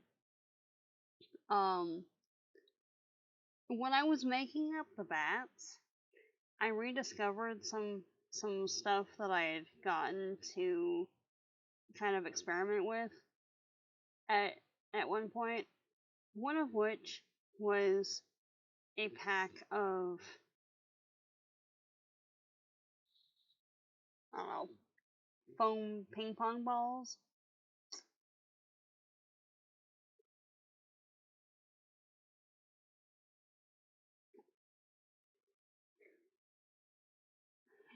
It's just got pins in holding everything on there, but I don't know. We'll see. I just rediscovered my super glue, so I might try and glue everything down. I don't know. But there's that. Attempt tells us she's sadly still alive. Yeah, no, what's her face? Starts with a C. Anyway, she's still a threat to Tip. Yeah, she's still a threat to Tip. So, yeah. But at this point, she's still alive and still big obnoxious. So, there we go. Does it still bounce? I don't know. Well.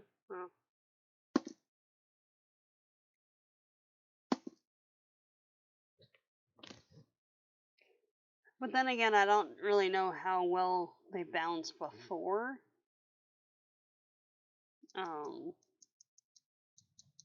Yeah. Well, there's that.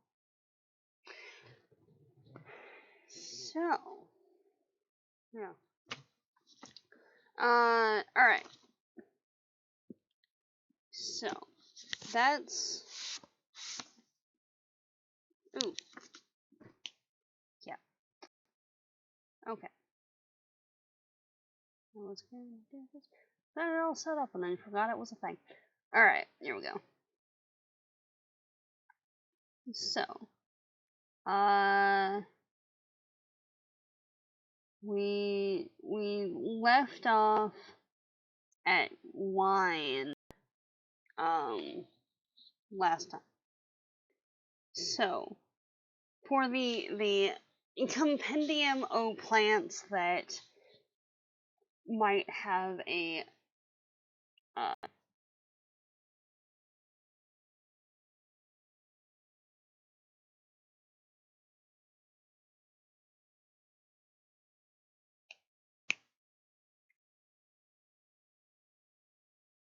all I'm thinking is counter, and that's not it. An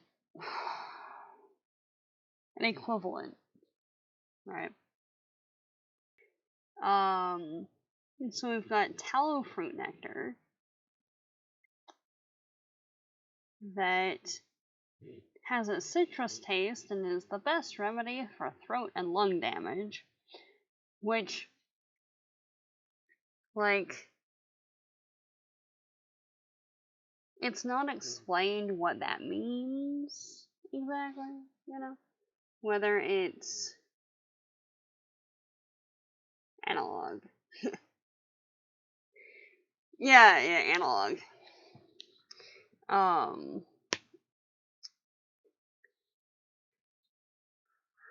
It's not really explained what that means in the context of this, whether it's like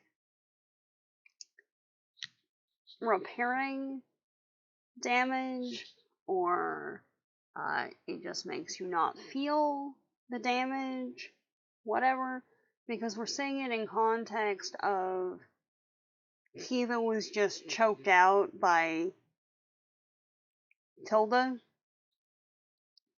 and like almost fully strangled. So yeah, honey and lemon tea is great stuff if you can have it. Exactly, it really is.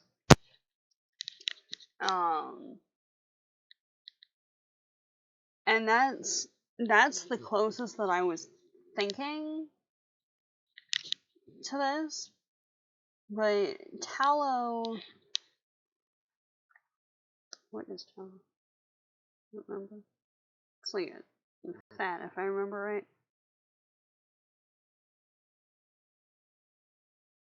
Yeah. So tallow is rendered. It's the rendered form of beef or mutton fat.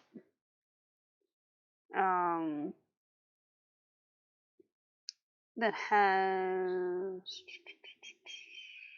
Oh, okay. That's a substitute.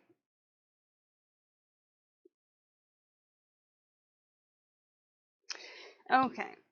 So, if you want to substitute beef or mutton fat and it needs tallow for something, you can use pork lard, chicken fat, butter, vegetable shortening, vegetable oil, or olive oil.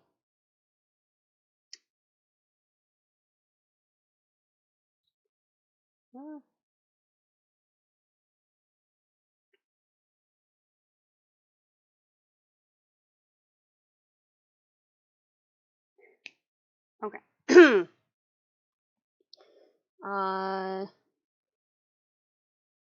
So going with the beef tallow, Not only does it help you absorb more nutrients from your food, but beef tallow is also rich in vitamins A, D, E, K, and B1, and it reduces inflammation. Tallow contains conjugated linoleic acid, which is a natural anti-inflammatory, which if you're dealing with if you're dealing with a damaged esophageal setup, it's probably something that you kind of need, So, depending, don't think olive oil would make great dip candles. Yeah, probably not. It's got kind of a low melting point, really. So, some combination in this capacity, it, as I was saying with creating plants and things, alright, we're going with this. So it's some combination of a plant that has the properties of beef tallow, honey, and lemon, probably.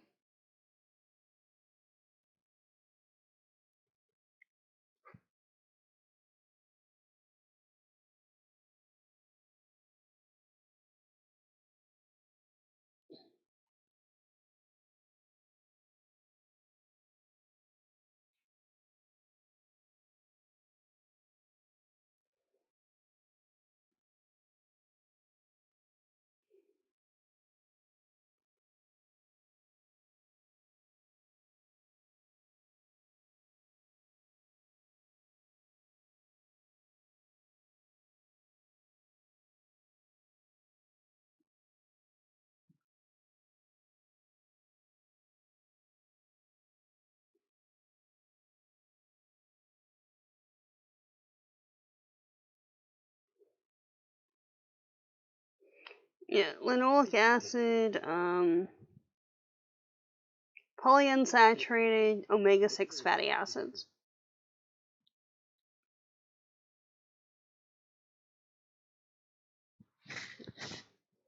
So, and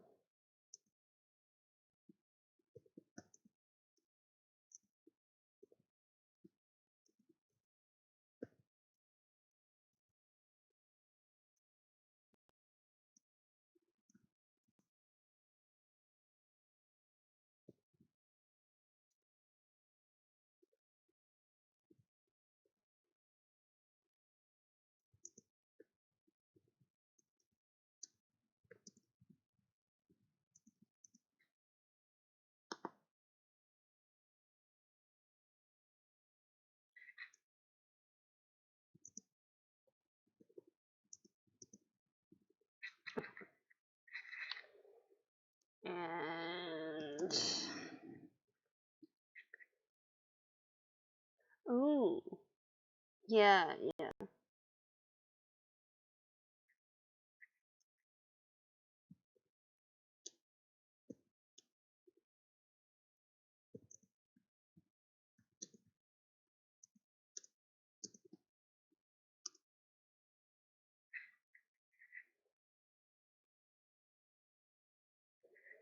Okay. So next in the thing was Barren Bark,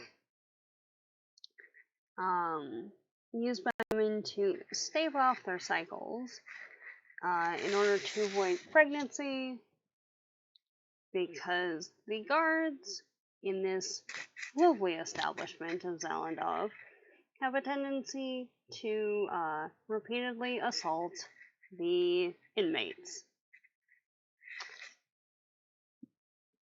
So there's that. Why am I looking in there? There's nothing in there. Okay. Ay, ay, ay. Okay. What am I looking for? Oh.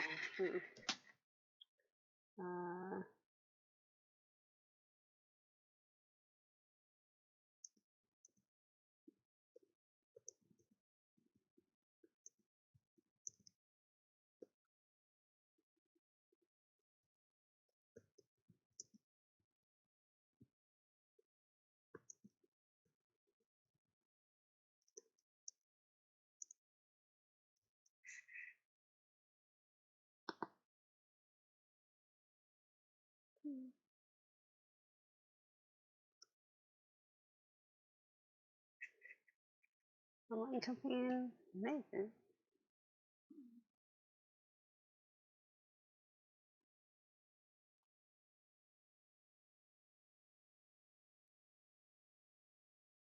Maybe.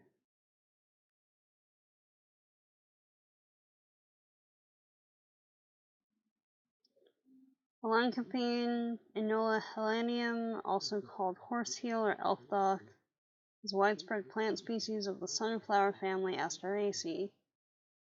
Native to Eurasia from Spain to Zhejiang province in western China and naturalized in parts of North America.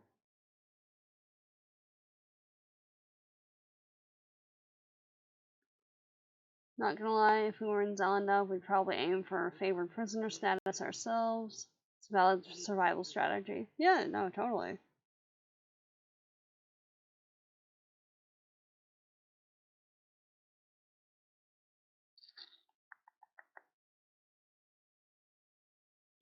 Lycopene is a soothing herb that has been used to treat coughs associated with bronchitis, asthma, and whooping cough.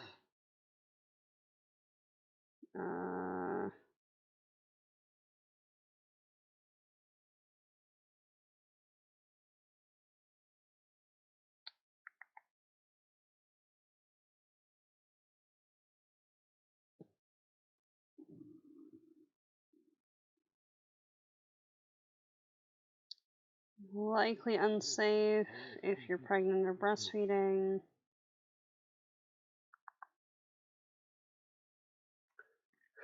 Okay. Let's see. Let's see what we got here.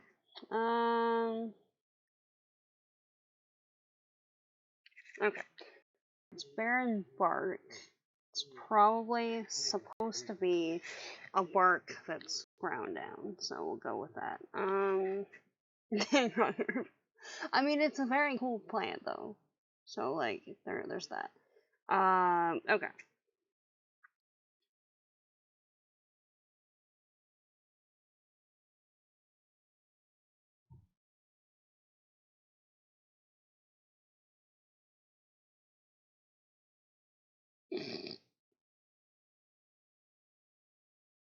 I type in bark that, and the first results are bark that peels, bark that makes you trip, and bark that gets you high. Like, guys, I realize we've been stuck in a pandemic for the last, like, almost 2 years, but, like, chill with the drugs, guys. Come on.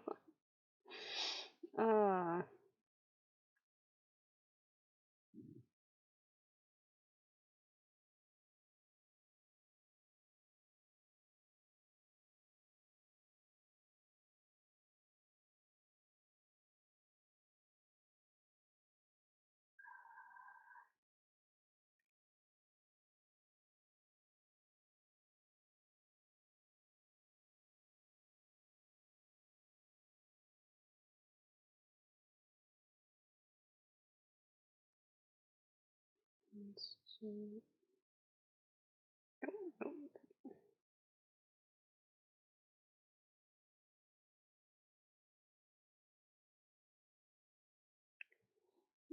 We can picture the collection of abortificants and stuff we've read, but not the dang name. Yeah.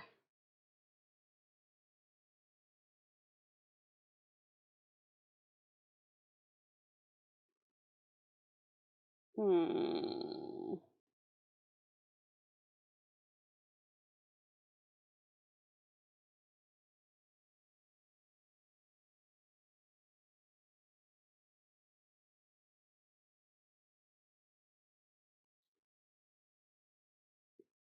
Okay. It's probably above ground roots. Are we right? What? And now I want to know the spark that makes you trip. It's probably above ground roots. Are we right? I don't know. Exactly. Okay.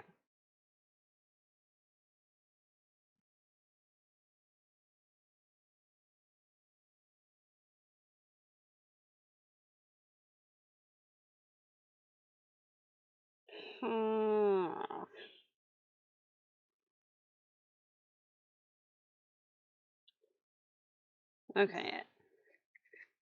Looking up bark that prevents menstrual cycle, right? All I'm getting is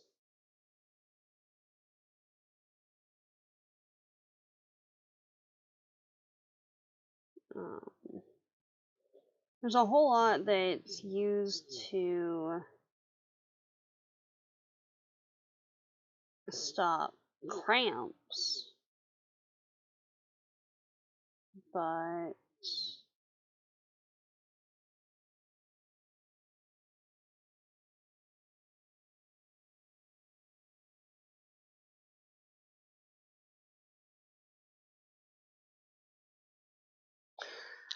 okay, so like there's some interesting things that people have come up with when it comes to uh,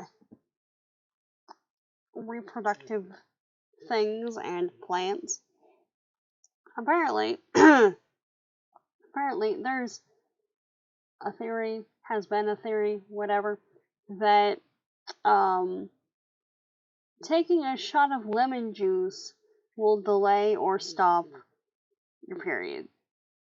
To the point that Planned Parenthood had to write an article saying that no, that doesn't work, that's not a thing.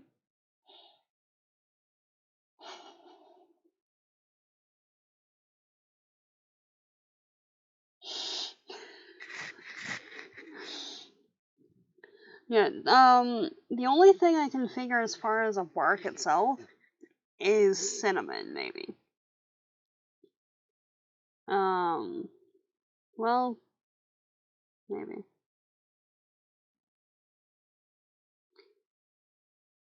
Good thing we weren't drinking just now. It's like, guys. Like, I can understand wanting to do whatever, but like, really, if that was the case, lemonade would be a lot more of a thing, probably. Oh, okay. I'm not getting anywhere with this. Yeah, because, well, it says that during and before your period, using cinnamon can help reduce the flow naturally. But that's the closest that I'm getting as far as a work. Um,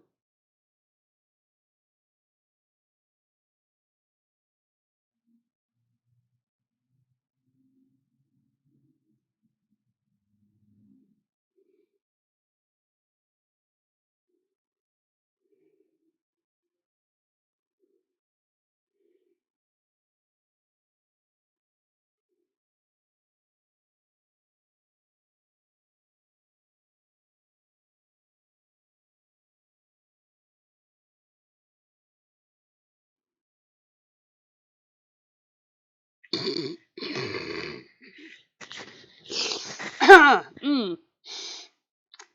Okay, I just.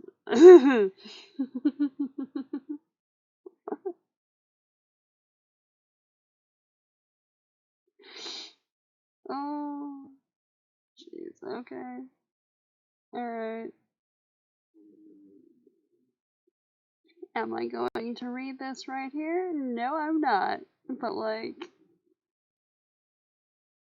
Oh.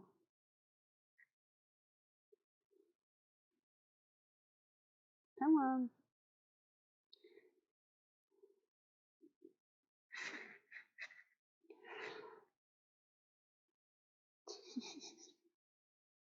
Alright, whatever. Plants that.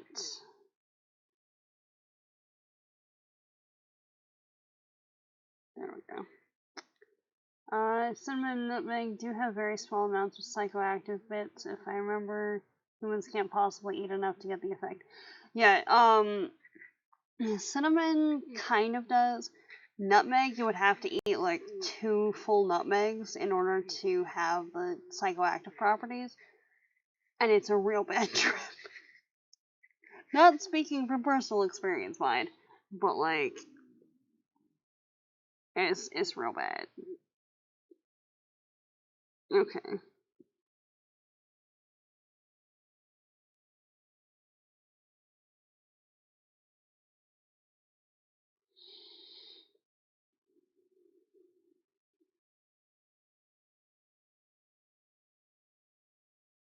Hmm.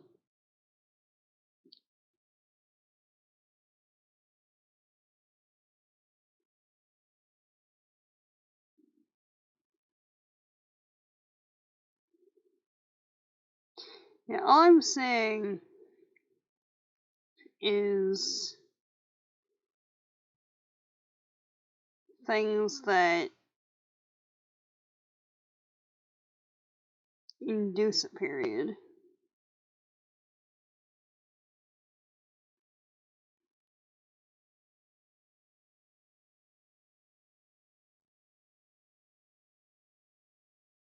Hmm.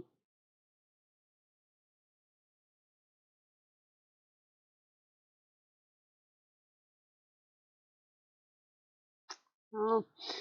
Um. Oh.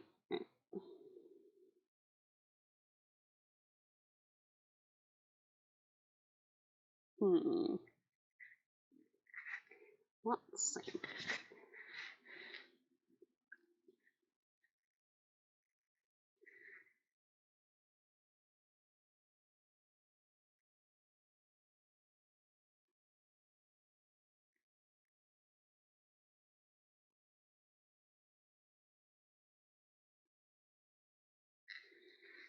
Um.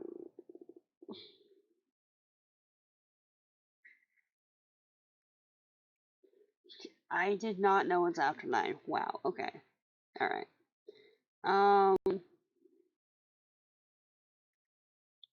Yeah. Well. Okay.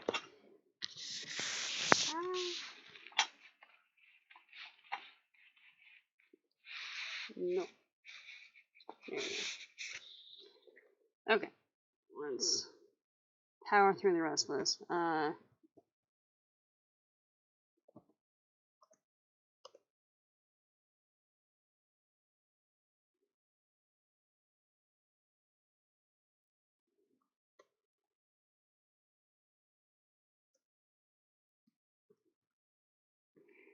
Okay.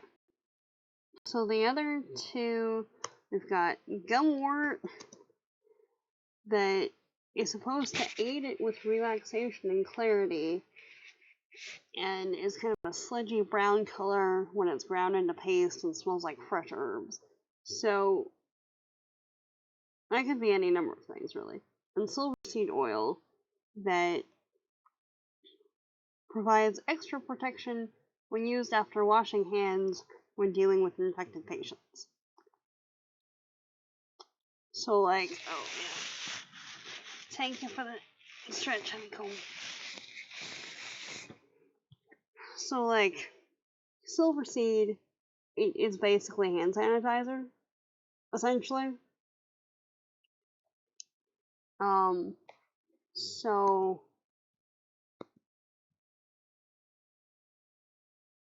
yeah, nutmeg LSD.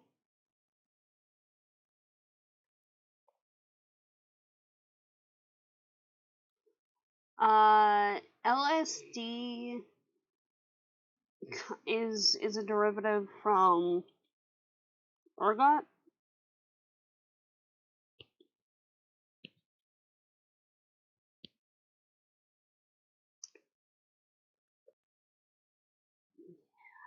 Yeah, no, I'm seeing. Yeah, I can totally see the silver seed as maybe being witch hazel.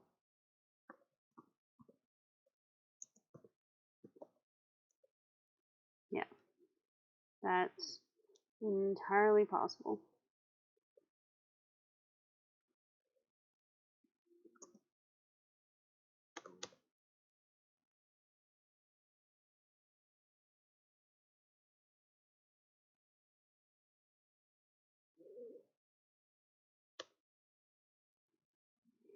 Yeah,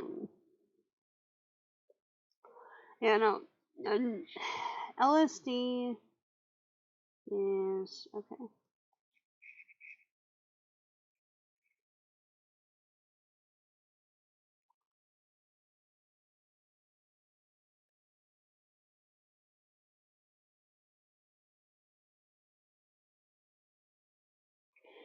LSD is a derivation of the ergot fungus. So yeah. Speaking of disinfectants, what kind of prison would have its own moonshine?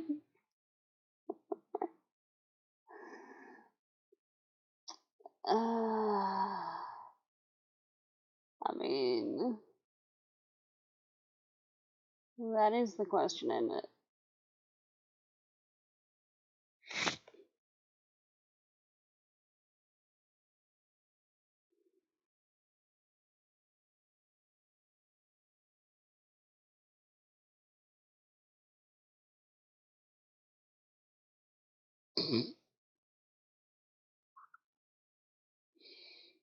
Just the description, right?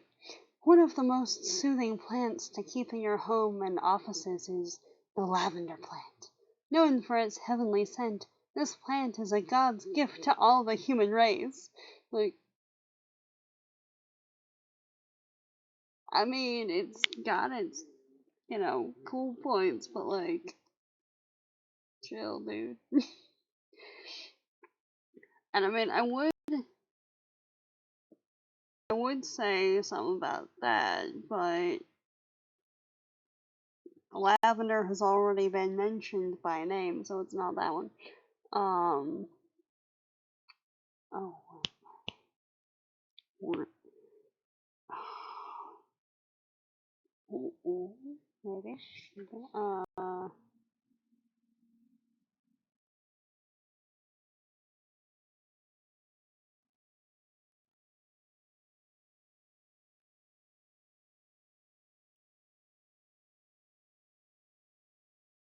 Wait a second.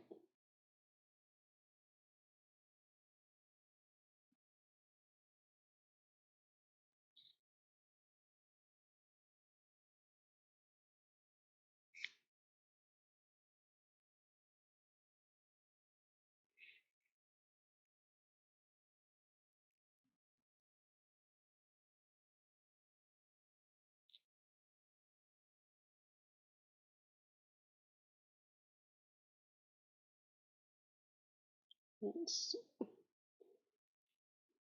kind of a brown paste.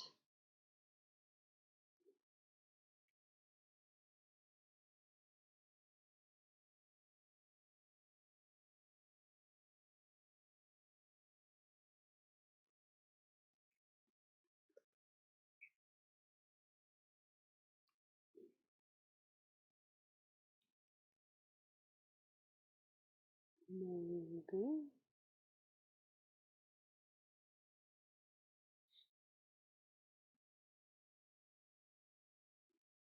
Inflammation. Okay.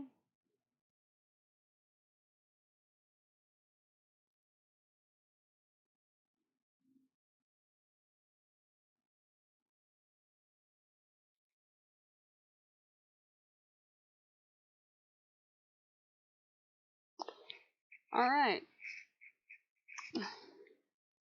So, like, it's probably a combination of multiple things, like, usual. But I know the gum tree is the eucalyptus. So,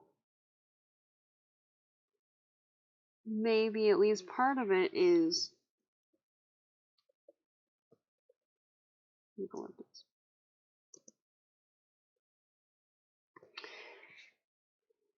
Ergot induced spasms, though, didn't it?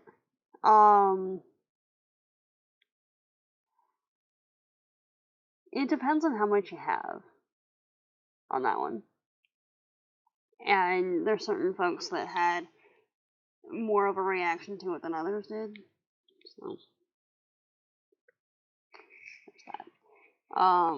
Yeah. But looking up eucalyptus, right? Apparently,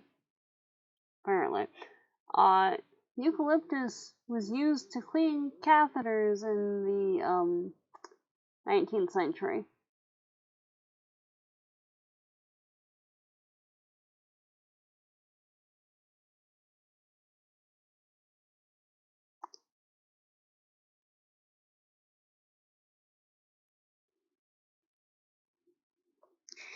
Interesting plant to select for that purpose there.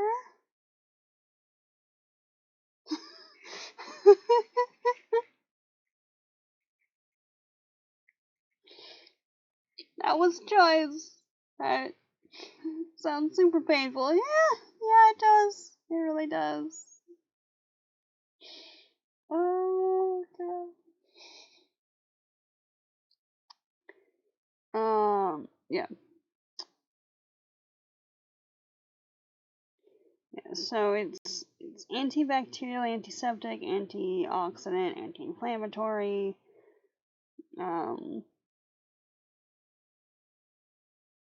Yeah.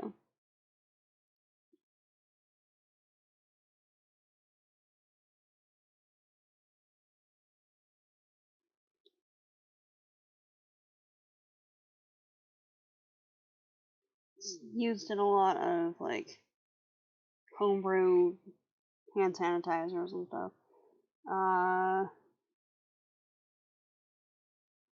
Yeah.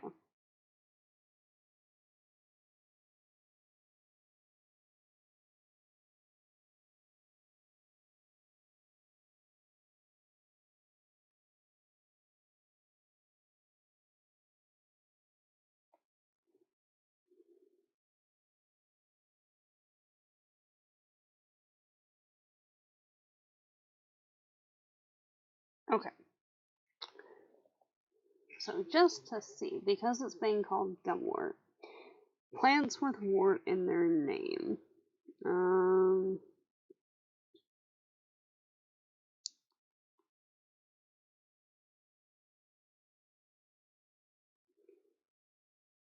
Okay.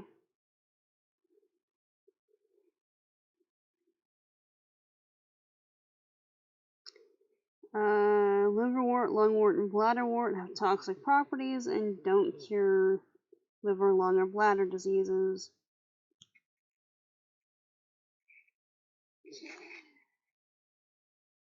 Probably. As much as it's like used in basically everything. There we go.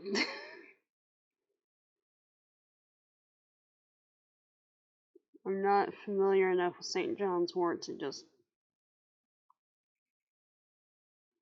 Okay.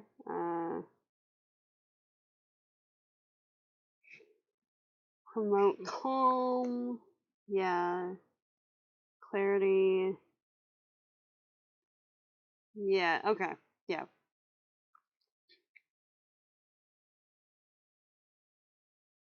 Yeah. Yeah. Probably.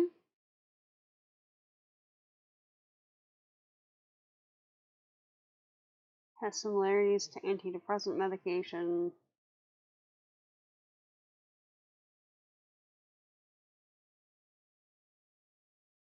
Yep. Okay. I was reading and it's like, it's still prescribed as sleep aid and antidepressant. Yeah. Okay.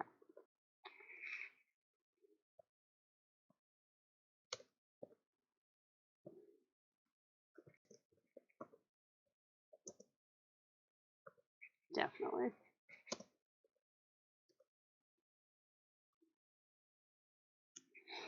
So yeah, there we go.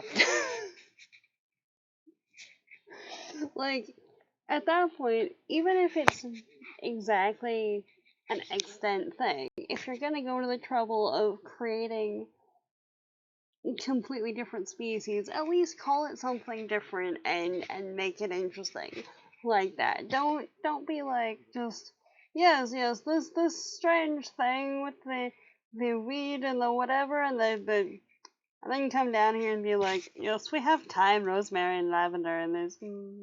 I won't explain anything. Just, that's there. That exists.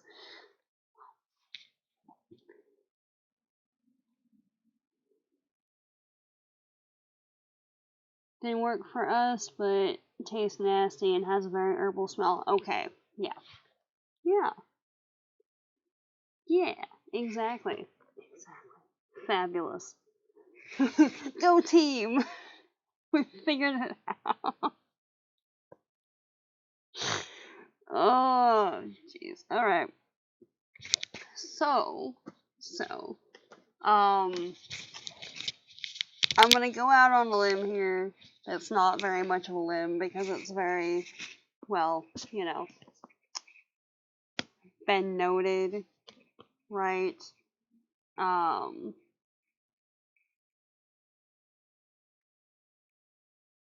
come on. Switch things. Did you find wolfskin? I'd still love to read with you, but don't think it has much botany content. I mean, it takes place in the Viking era. So even if it's just like this person got sick and needs a cold remedy sort of thing, it's gonna have plant stuff in there. So yeah, that and the Viking transition period is one of my favorite when it comes to, archaeological things. So even if it's not botanical heavy, that's fine. I'm cool with that. I have not as yet found my copy though, so there's that. I do, however, have this. So, if we want to read The Lily and the Crown, there's that. It looks like it's a self-published book, just going off the lack of, like, a lot of info in the back and stuff.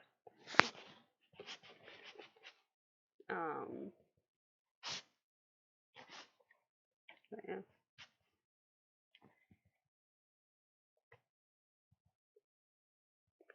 Well, in the Crown, chapters 1 to 5 or 6. I don't know. Let's see.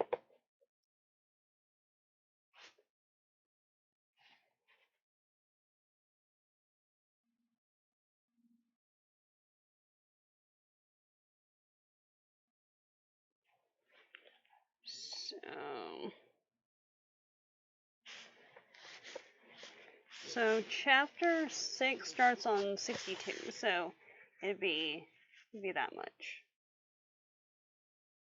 Think it's a small press? Probably, yeah.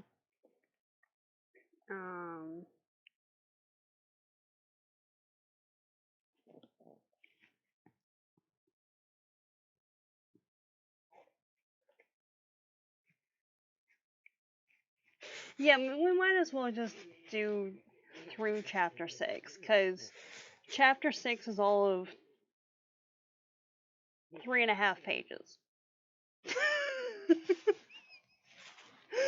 So, like, it's fine. We'll start it, like, it'll be through chapter 6. That's great.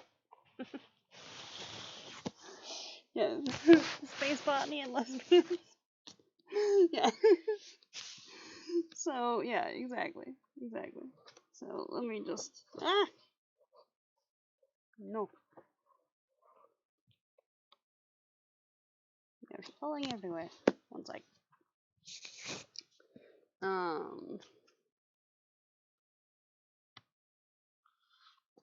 Yeah.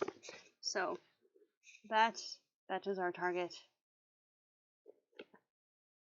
It's about 2 hours of listening. Exactly. So, looking forward to the shenanigans with that, and we'll see what happens with this thing. Yeah.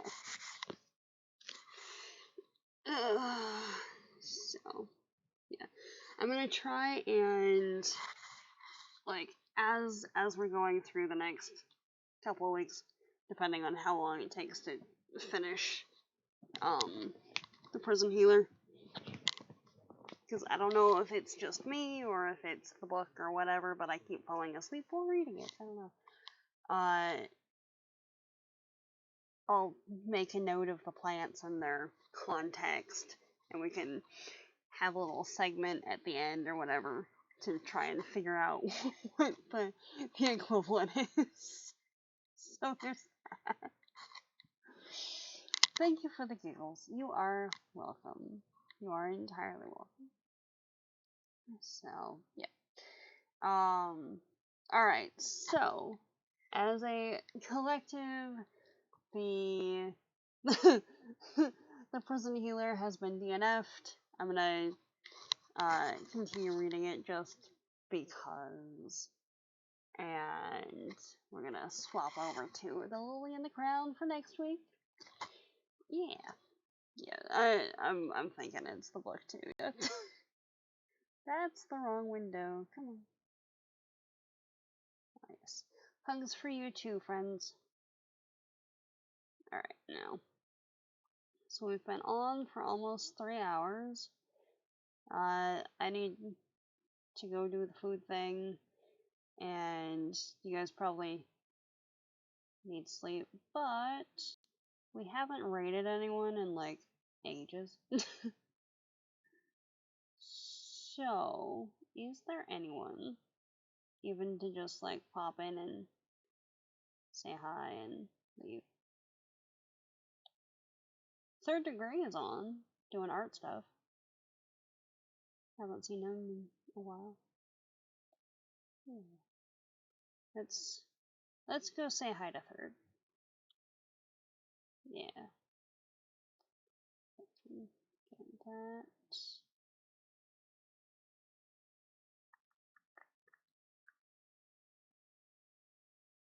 There we go. Alright. So let's